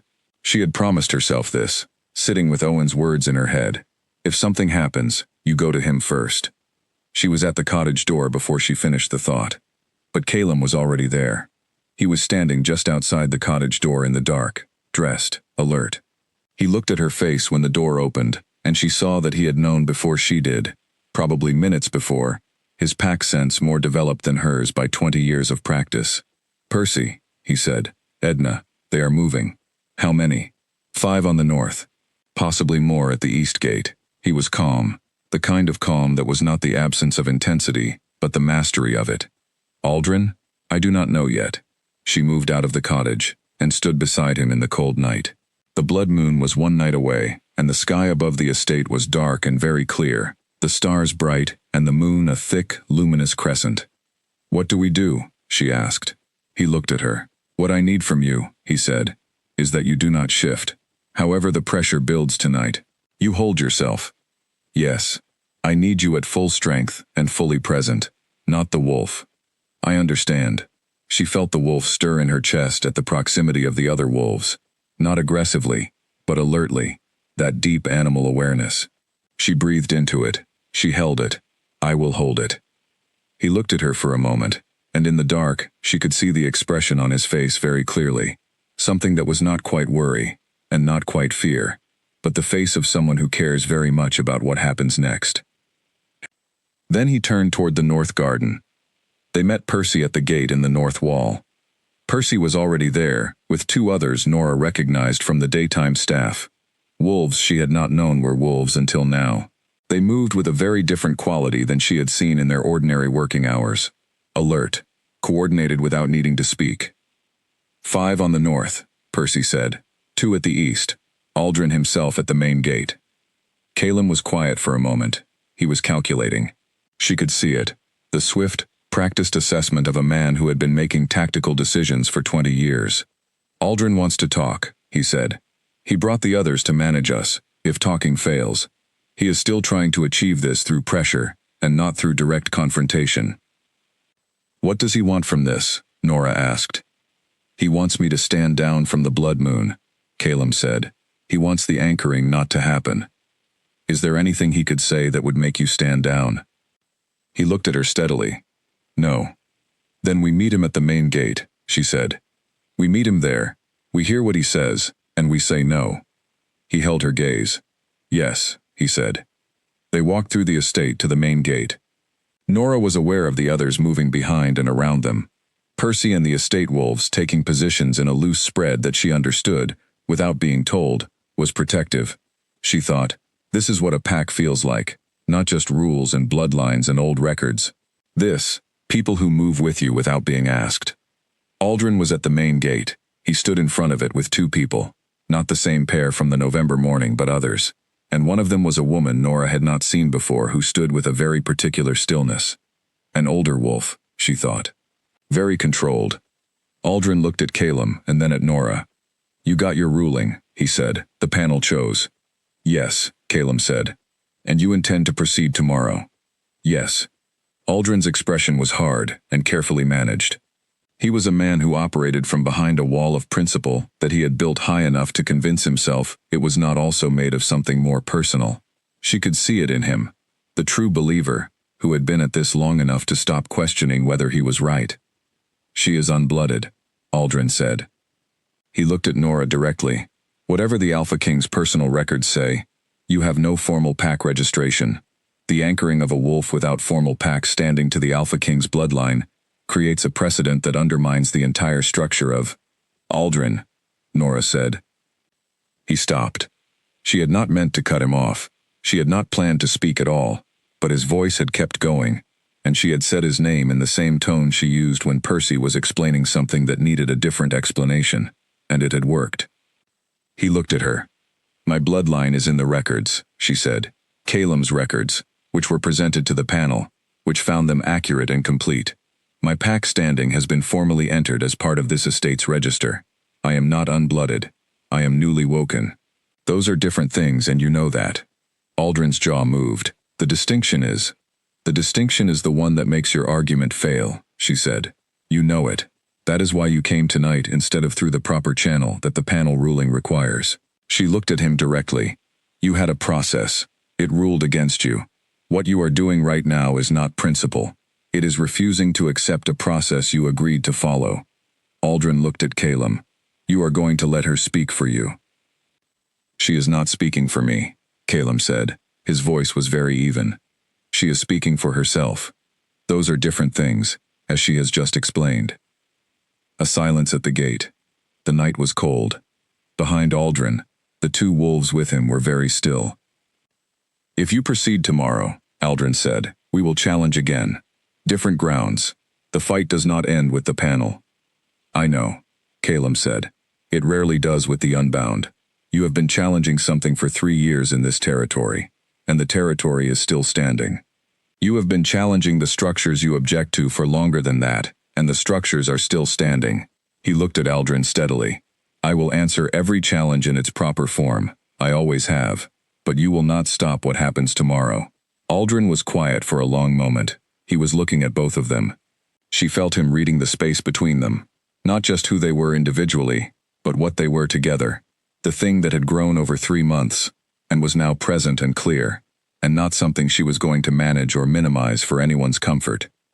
You have made your decision, Aldrin said. It was not quite a question. Yes, Calum said. Aldrin turned. He walked back down the lane. The others followed. The woman who had not spoken looked back once, and it was not a hostile look, Nora thought. It was something more complicated than that. Almost as if she was measuring something she had not expected to find. Then they were gone. The estate was quiet. Nora let out a long, slow breath. Behind them, she could hear Percy moving the others back to their positions, the quiet redistribution of a guard that was going to run through the rest of the night. She turned to Calum. He was looking at the gate. They will not come back tonight, he said. No, she agreed. You were right, he said, meeting him at the gate, hearing what he said. He needed to say it. He needed to hear no. He looked at her. The moonlight was strong, and she could see his face clearly, the set of his jaw, the careful steadiness that was always there, and that she now understood, was not coldness at all. It was a kind of endurance, the quality of someone who has held on for a very long time without anyone to hold with them. Tomorrow, she said. Tomorrow, he said. She looked at the gate. She looked at the lane. She thought about Aldrin, walking back into the dark with his faction, and his principles, and his old architecture of opposition. He is not going to stop, she said. No, but tomorrow changes what is possible for him, and what is not. He paused. After the anchoring, his strongest argument is gone. The window closes. The political position he has been building this toward becomes significantly weaker. And the challenges he still brings? I answer them, the same way I answer everything. He looked at her. We answer them. She thought about that word. We. The ease with which he had said it. The way it sat in the sentence naturally, as if it had always been there. She looked up at the sky. The moon was very bright. I should sleep, she said. One of us should try. He looked at her for a moment. Then he said, very simply, come inside. There is tea, and it is warmer in the study than the cottage. She looked at him. He was already turning toward the house. She followed him. They sat in the study with tea and the green lamp burning, and did not talk about tomorrow or Aldrin or bloodlines. They talked about other things, small things, the garden and a book he had been reading, and something Owen had said to her the week before that had been funny. The kind of talking that people do when they are being careful with each other, and glad of the care. The clock moved. The night moved. Around 2 a.m. she fell asleep in the chair. She did not know it until she woke at dawn, with a blanket over her that had not been there when she fell asleep, and the green lamp still on, and the early light coming through the window, and the study quiet and warm. She sat up. She looked at the window. Outside, the November sky was beginning to lighten. The estate garden was just visible. The beds, the walls, the path she had walked every day for 3 months. Tonight, she thought. Blood moon tonight. She breathed in. The wolf was steady in her chest. She was steady. She folded the blanket carefully and set it on the chair. She looked around the study. The books, the maps, the worn stone paperweight, the photograph of his parents on the shelf, the desk where they had sat across from each other for all those careful early conversations, before the careful distance had finally become something else. She thought, I am ready. She opened the door and went to find him. He was in the kitchen. This surprised her, because she had expected the study, or the garden. But he was standing at the stove in the early morning light, and there was the sound of something cooking, and the smell of coffee and toast, and she stood in the doorway, and looked at this very ordinary scene, and felt something large and warm move through her chest, that was entirely separate from the wolf. He turned around. He was carrying 2 plates. He set them on the kitchen table. He did not say good morning with any ceremony, just the simple word, the same way he had every morning she had been here. She sat down. She looked at the plate. Toast, eggs, done carefully and correctly. He sat across from her. You did not have to do this, she said. I was awake, he said. She ate. The food was good. The kitchen was warm. Outside, the dawn was strengthening, the estate grounds going from dark shapes to clear detail as the light came up. Percy did a full perimeter check at 4, Calum said. No sign of them. The wall was clear. They will not come back before tonight, she said. Aldrin is not irrational. He said his piece. He knows the anchoring is happening. He will do what he said he would do. Challenge again. Through proper channels. Yes, he agreed. She looked at him across the table. The morning light was good on his face. Less managed in the morning, before the day and its responsibilities fully settled onto him. She could see the tiredness there, the long night, and underneath it, the same thing she felt in her own chest. A kind of readiness that was not anxiety, but something cleaner. Are you afraid? She asked. He looked at her. The question surprised him slightly. She could see it. He thought about it. No, he said. Not of tonight. Not of the blood moon. What then? He looked at his cup. I have been afraid, he said carefully, for most of the past 3 months, of what you might decide. Not about tonight. About all of it. About whether the sum of what you walked into was too much. Whether you would wake up one morning and decide that the estate and the pack and the factions and all of it were not worth what they required of you. She held her cup in both hands. And now? He looked at her. Now I think I was underestimating you, significantly. She smiled at her coffee. Only significantly? Very significantly, he said, and there was that small, careful, almost hidden warmth in his voice that she had catalogued over months and still found extraordinary in a man who had learned to hold everything at arm's length. She finished her breakfast. She helped clear the table. They moved around the small kitchen in easy proximity, and she thought about how long it must have been since this room had felt like this, since anyone had stood at that sink with him in the ordinary domestic quiet of a morning. She thought, he has been alone for a very long time. She thought, not anymore. The day was full, not dramatic, not tense or dark or loaded, the way she might have expected the last day before something this significant to feel. It was a working day. She went to the garden in the morning and did the last round of autumn clearing. Percy moved around the estate in his usual pattern. Edna managed the house. Owen arrived at midday and sat in the kitchen and drank tea with everyone and talked about nothing in particular, the way people sometimes sit together before a difficult thing and give each other the gift of an ordinary hour. In the afternoon, Calum sat with Owen in the study, and she worked in the walled garden alone. And the quiet was good. She needed a few hours alone with the garden and the soil and the patient, unhurried work she had been doing here since September, when she was simply a person who had applied for a groundskeeping job and had no idea what she was walking into. She thought about that version of herself. She felt considerable warmth toward her, the tired, frightened, stubbornly upright person who had woken up on a kitchen floor and not fallen apart. She had given that person very little credit at the time. Owen left at 4. He hugged her at the gate, which he had never done before. It was a brief, firm hug, the hug of someone who is going and wants you to know they will be back. I will see you on the other side of tonight, he said. Yes, she said. You will. She watched him go. She stood at the gate for a while after he left, looking out at the lane and the road and the ordinary world beyond the estate walls, people moving, cars passing, the everyday life of the town that had no idea any of this was happening. She thought about who she had been when she first walked up this lane, the way the gate had looked from the outside, old and imposing, and just slightly intimidating. She had made herself walk through it because she needed the job. She had no idea she was also walking toward everything she would need. She turned and went back into the estate. The evening came in early, the way November evenings did. By 5 the light was going, and by 6 it was dark, and the blood moon was not yet risen, but its pressure was enormous, the pull in her chest, deep and wide and demanding. She stood in the field with Calum at 8. The moon rose at 8:14. She had looked it up. They stood side by side in the dark field, both of them looking east at the tree line, and the moon came up slow and enormous, and very, very red.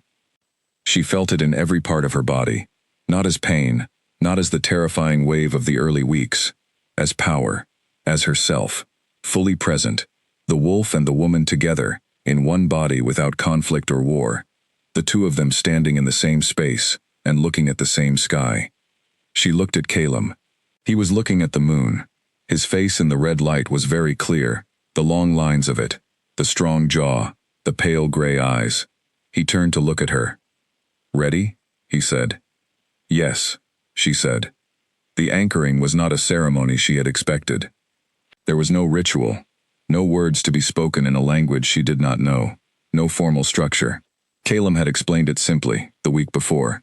"You are present with me, I am present with you, and we choose this, and the bloodlines recognize the choice. The wolf knows. The choice is the thing." She looked at him in the red moonlight. She thought about October, and the kitchen floor, and the cold mud, and the gold eyes in the microwave. She thought about the nursery, and the note under the shed latch. She thought about the woods, and the man at the tree line, who had looked at her, like he had been waiting for her. She thought about the study, and the green lamp, and the coffee at the gate, and the tent on fire on a mountainside. Briefly, and with dignity. She thought, "I choose this." She reached out and took his hand. He looked at her. She held his gaze in the red moonlight, and she did not look away, and she let the warmth in her chest rise, all the way, steady and full, the wolf and herself together, and she felt the moment the bloodlines recognized each other, the way two tuning forks ring in the same space. A deep, resonant settling, like something that had been incomplete for a very long time, finally becoming whole. He breathed in slowly. She felt his hand tighten around hers. Above them, the blood moon burned red and enormous over the field, and the night was very quiet, and she was entirely herself, the wolf and the woman and the person who had woken on a kitchen floor in October and not run from any of it, and she was standing on her own ground, and she had chosen. She thought, "This is what I am." She thought, "Yes." The moon moved slowly across the sky. They stood in the field, side by side, and the night held them, and the estate was quiet behind them, and somewhere far off Aldrin would be sitting with his faction, and his plans, and his list of challenges to mount in the days ahead. She did not think about Aldrin. She thought about the garden and the morning coffee, and all the ordinary, specific, real things that made up this life she was building. She thought about her name in Calum's handwriting in the record book, and the stone paperweight, and the photograph on the shelf. The blood moon held above the field. Nora breathed. All the way down, all the way into herself, complete. She woke up the morning after the blood moon to the sound of rain. Not the cold, sharp rain of early October, when all of this had begun. A softer rain, the kind that settles in for a long day and makes the world smell of earth and cold stone. She lay in the cottage bed and listened to it on the roof, and felt, with very clear certainty, what had changed. The wolf was different, not gone, not smaller, still fully, entirely present, but settled in a way it had not been before. The pressure she had been living with since October, the constant readiness of something that needed managing, had eased into something more like partnership. Less like a force pressing at the edges of her, and more like a quality that simply was, the way left-handedness was, or the particular way she thought through problems. Present, integrated, hers. She lay there for a while, and let herself be aware of it. Then she got up. She made coffee in the cottage's small kitchen, and sat at the table, and looked at the rain on the window. She thought about the blood moon in an easy, retrospective way, the way you look back on something important from a safe distance, and see it clearly. The field, the red moon, Caleb's hand around hers, the deep, ringing recognition of the bloodlines finding each other. She had slept without dreaming for the first time since October. No running in the dark, no woods, no wolf, no thread pulling her forward. Just sleep, deep and clean. She finished her coffee. She dressed. She walked through the rain to the main house. She found Caleb in the kitchen again. He was reading, which was new. She had not seen him read anywhere, except the study or the walled garden. He looked up when she came in. He had slept, she could tell. He looked different from the tired, carefully held face of the past 2 weeks. Lighter was the word that came to her, as if something that had been pressing on him from the outside had quietly moved away. "Tea or coffee?" he said. "Coffee," she said, and sat down. He made it without being asked, the right way. No milk, no sugar, and set it in front of her, and sat back down with his book. "How do you feel?" he asked. Not the formal question of a teacher checking a student. A genuine direct question from one person to another. "Settled," she said. "Is that the right word?" "Yes," he said. "That is the right word." She wrapped both hands around the cup. The kitchen was warm. The rain moved on the windows. "Percy found tracks on the east wall this morning," Caleb said. He was still reading. He said it the same way he would say Percy found a problem with the drainage. Someone walked the perimeter in the night, did not come over, just walked it. Aldrin. Or someone from his group, checking. Checking what? He looked up from the book, whether the moon had changed things, whether the estate felt different. "And does it?" He held her gaze. "Yes," he said. "It does." She thought about that. He will know the anchoring happened. He will know by other means too. Word travels. And then his next challenge. Eventually, yes. He looked back at the book. But he has to decide his grounds carefully. What he had before no longer applies. He will need time to find another approach. How much time? Weeks. Possibly months. He turned a page. Long enough that we do not need to think about it today. She looked at him across the kitchen table. He was reading again, his face easy and unhurried, and the rain was on the windows and the coffee was good, and this was so ordinary that she had to take a moment with it, this ordinary morning. This simple, unremarkable present tense piece.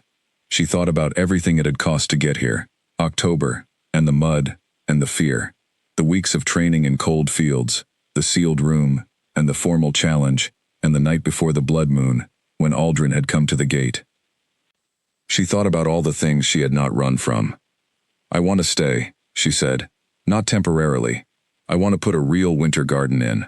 I want to plan the spring planting. I want to be here." He set the book down. He looked at her across the table. The kitchen was warm, and the rain was soft, and he looked at her with that very direct, very present quality that she had been slowly drawing out of him for months, and that was now, she thought, simply how he looked at her. Always. "Yes," he said. "Stay." The days that followed were quiet ones. Not the quiet of waiting or managing or holding things at bay. A different quiet entirely. The quiet of a life actually being lived in the present tense. She began the winter garden plan. It required research and an understanding of what had been planted in previous years, and she asked Caleb for the old garden records, which he found in the archive, and brought to her with the dust still on them. They were very old, some of them, written in careful gardening hands going back decades. She spent 2 days reading through them at the kitchen table, making notes, and he sat across from her, working on his own papers, and the kitchen was quiet, and the rain came and went outside. Owen visited on Thursday. He brought pastries from the bakery in town, and they all sat in the kitchen, and Owen told a long and wandering story about a pack meeting he had attended 40 years ago that had gone significantly sideways, and they laughed, and it was so simple and so warm that Nora filed it away in the part of her that was still sometimes surprised to have this. She called her aunt. The call was longer than the one before. Her aunt was in her usual register, direct, economical, not demonstrative, but she answered questions more fully than she had before, and Nora understood that the information she had been withholding all these years had been a form of protection, not indifference. Her aunt talked about her parents, her mother, who had been brilliant and kind and had known exactly what she was and had made her peace with it. Her father, who had not been a wolf, but who had loved her mother absolutely, and had never flinched. She would have been glad, her aunt said, of where you ended up. You could have told me, Nora said again, but gently. I know, her aunt said. I was afraid of what it would start before you were ready. I watched you grow up, and I kept thinking, not yet, she is not ready yet. And when was I ready? Her aunt was quiet for a moment. When you stopped asking me to tell you things, she said. When you started finding out for yourself. Nora sat with that after she hung up. She thought about all the versions of readiness, the kind you prepare for, and the kind that just arrives when enough of the other things have happened first. She was in the walled garden the following week when Calum came to find her. She had been working on the beds that would hold the spring bulbs, turning the soil, preparing it, the long patient work of setting up a garden for what came after winter. He sat on the stone bench and watched her for a while. There is news from Aldrin, he said eventually. She kept her hands in the soil. Already? He has formally registered the next challenge. Different grounds, as expected. This one is about the estate's regional governance claim. Not about me. Not about you. A pause. It is a weaker argument, but he will press it. She dug a section of the bed and smoothed it. And you will answer it. Yes. Through proper channels. Yes, he paused. It will take some time. Probably most of the winter. She kept working. The soil was cold and good. Above her, the sky was gray, and the air smelled of coming rain. All right, she said. He looked at her. All right? She sat back on her heels and looked at him. I am here, she said simply. I am not going anywhere. Whatever the winter brings, challenges and panels and the unbound, I am here, while it runs its course. He looked at her for a long moment. You are very calm about this. Yes, she said, I am. She was. That was the truest thing she could say about where she had arrived, not because the difficulty was gone, or the complications had cleared up. Aldrin existed, the unbound existed, there would be challenges ahead, and her life had changed so completely from what it had been in September, that she could barely draw a line between who she had been and who she was now. But she was calm, she was rooted. She was standing on ground she had worked hard to stand on, and she was not moving from it. She pressed her hands back into the soil. She turned another section of the bed. Will you help me with the spring plan? She said. You must know what grew here before. The old records only go back so far. He blinked. The shift from Aldrin to spring planting took him a second to follow. She liked that. She liked the moments when she moved faster than his careful management could keep up. I know some of it, he said. There was a kitchen garden along the south wall in the years before my father. Herbs and vegetables. It was removed at some point. I am not certain when. I want to put it back, she said. A kitchen garden is a good thing for a house to have. Yes, he said. He was looking at her with that expression she had come to know very well. The one that was not quite a smile but was everything around a smile. The warmth that lived in the corners of his face when he stopped managing it. Calum, she said. Yes. Come here and help me with this bed. He got up from the bench. He came and crouched beside her in the soil, in his good jacket, in the November cold, and she handed him the other trowel, and they worked side by side in the gray morning light. She thought, this is what I was walking toward. All of it. The mud and the fear and the cold field training and the sealed room and the blood moon.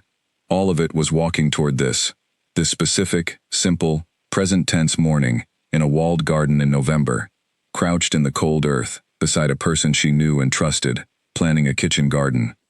She was not the person who had woken on the kitchen floor in October.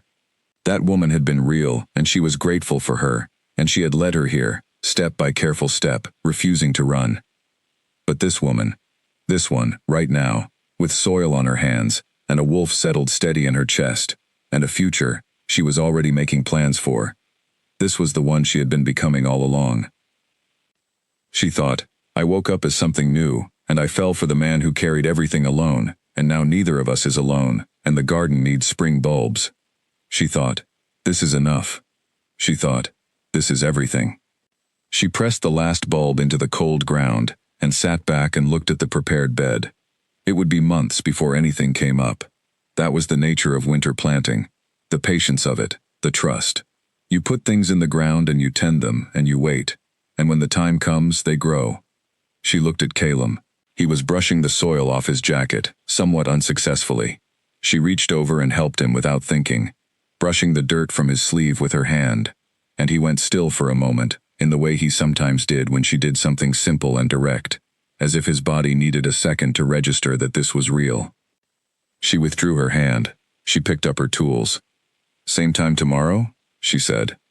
He looked at her with the warmth fully out now, the one he no longer tried to manage away. "Same time tomorrow," he said. She walked the tools to the shed. She put them away neatly, the same way she had every working day since September, and she came back and found him still standing in the walled garden, looking at the prepared bed, and she thought about what it was to show a careful, long alone person the shape of an ordinary future. They walked together to the main house. The rain began as they reached the door, soft and steady. She held the door for him, and he went through, and she followed, and the door closed behind them, on the cold and the wet and the November dark, and the house was warm, and the lamp in the study was on, and somewhere in the kitchen, a kettle was on the stove. Nora put her coat on the hook. She stood in the warm hallway of the old estate. She breathed in. The wolf breathed with her. Outside, the blood moon was 3 nights gone, the ordinary crescent moon rising behind the rain. Aldrin was somewhere with his plans and his next challenge. The pack world was exactly as complicated as it had always been, and it would continue to be complicated, and there would be more gates to stand at, and more cold fields, and more moments that required everything she had. She was not afraid of any of it. She walked down the hallway toward the warm kitchen light, and her steps were even and certain, and she was exactly who she was, and she was home. The kettle boiled. Calum made tea, her kind, the right temperature, and they sat at the kitchen table with the rain on the windows and the warm air around them and the sound of the old house settling into its evening. She picked up her cup. She looked at the rain streaking down the glass. "I need to tell you something," she said. He looked at her. "When I first came to the estate," she said, "I thought I was here for the job, the garden. I thought the rest of it, the wolf, the training, all of it, was something I had to manage so I could get back to living normally." He waited. "I understand now that there is no back," she said. "There is only forward, and forward looks like this. This kitchen, this rain, this work. It looks like you and Owen and Percy in the walled garden and the spring planting." She paused. "I am not saying this as a statement about the bloodline pairing, or the anchoring, or any of the formal things. I am saying it as a person talking to another person." He set his cup down. "I know," he said. "I hear it." She looked at him. "I want you to say something back," she said. "Not formally, just say something." He was quiet for a moment. He looked at the rain. "I have been running this estate, and the role, and everything that comes with it," he said slowly, "for 20 years, by the principle that the role comes first. Everything else, everything personal, everything that is mine, and not the work, waits." "I know," she said. "I do not want that to be true anymore," he said. "I want this to be the thing that comes first. This table, this conversation, this rain." He looked at her directly. "You. I want that to be what I come home to, not the role." She looked at him for a long moment. The kitchen was warm. The tea was good. The rain was soft and persistent on the old house. "Then let it be," she said simply. He breathed out. She smiled at her cup. "You make it very complicated in your head," she said. "Yes," he agreed. "It is actually very simple." "Yes," he said. "I am beginning to understand that." She finished her tea. She was tired, a good tired, the kind that comes from a full day of real work and real weather and real things. She stood up and carried her cup to the sink. "Good night," she said. "Good night, Nora." She walked down the hall to the cottage entrance. At the door she stopped and turned. "Calum." "Yes." "The kitchen garden," she said. "Along the south wall. Let's put herbs in first. In the spring." A pause. And then, very quietly, the warmth in his voice that she had catalogued so carefully over 3 months, and still found remarkable. "Yes," he said. "Let's." She went out into the rain, and walked the short path to the cottage, and went inside, and stood in the warm small room, and pressed her hands flat on the table, and breathed. She was 23 years old. She had woken up on a kitchen floor 2 months ago, with mud on her feet and gold eyes in the microwave, and no idea what was happening to her. She had walked through a gate she did not know was a door, and into a life she had not known was waiting. She was a wolf. She was a groundskeeper. She was a person in love with a man who had been carrying everything alone for 20 years, and who had just said, very quietly, in a warm kitchen in the rain, that he wanted something to come first. She was home. She sat down on the bed. She looked at her hands. Clean now, the soil washed off, the short practical nails of someone who worked with the earth. She turned them over. She thought about October, and the cuts that had healed too fast, and the way she had stood at the sink running water over her palms, and not understanding any of it yet. She understood it now, all of it. She lay back on the bed and looked at the ceiling, and the rain moved on the roof, and the wolf in her chest was as quiet as sleep, and she thought, look at all of it. Look at where you are. She thought, well done. She closed her eyes. Outside, the rain fell on the estate gardens and the old stone walls, and the path between the cottage and the main house. The walled garden held its prepared beds, ready for spring. In the study window, the green lamp burned. In the kitchen, a man sat with cold tea and looked at a table that had room at it. Everything had changed. Everything was beginning. The rain fell, steady and soft, on all of it.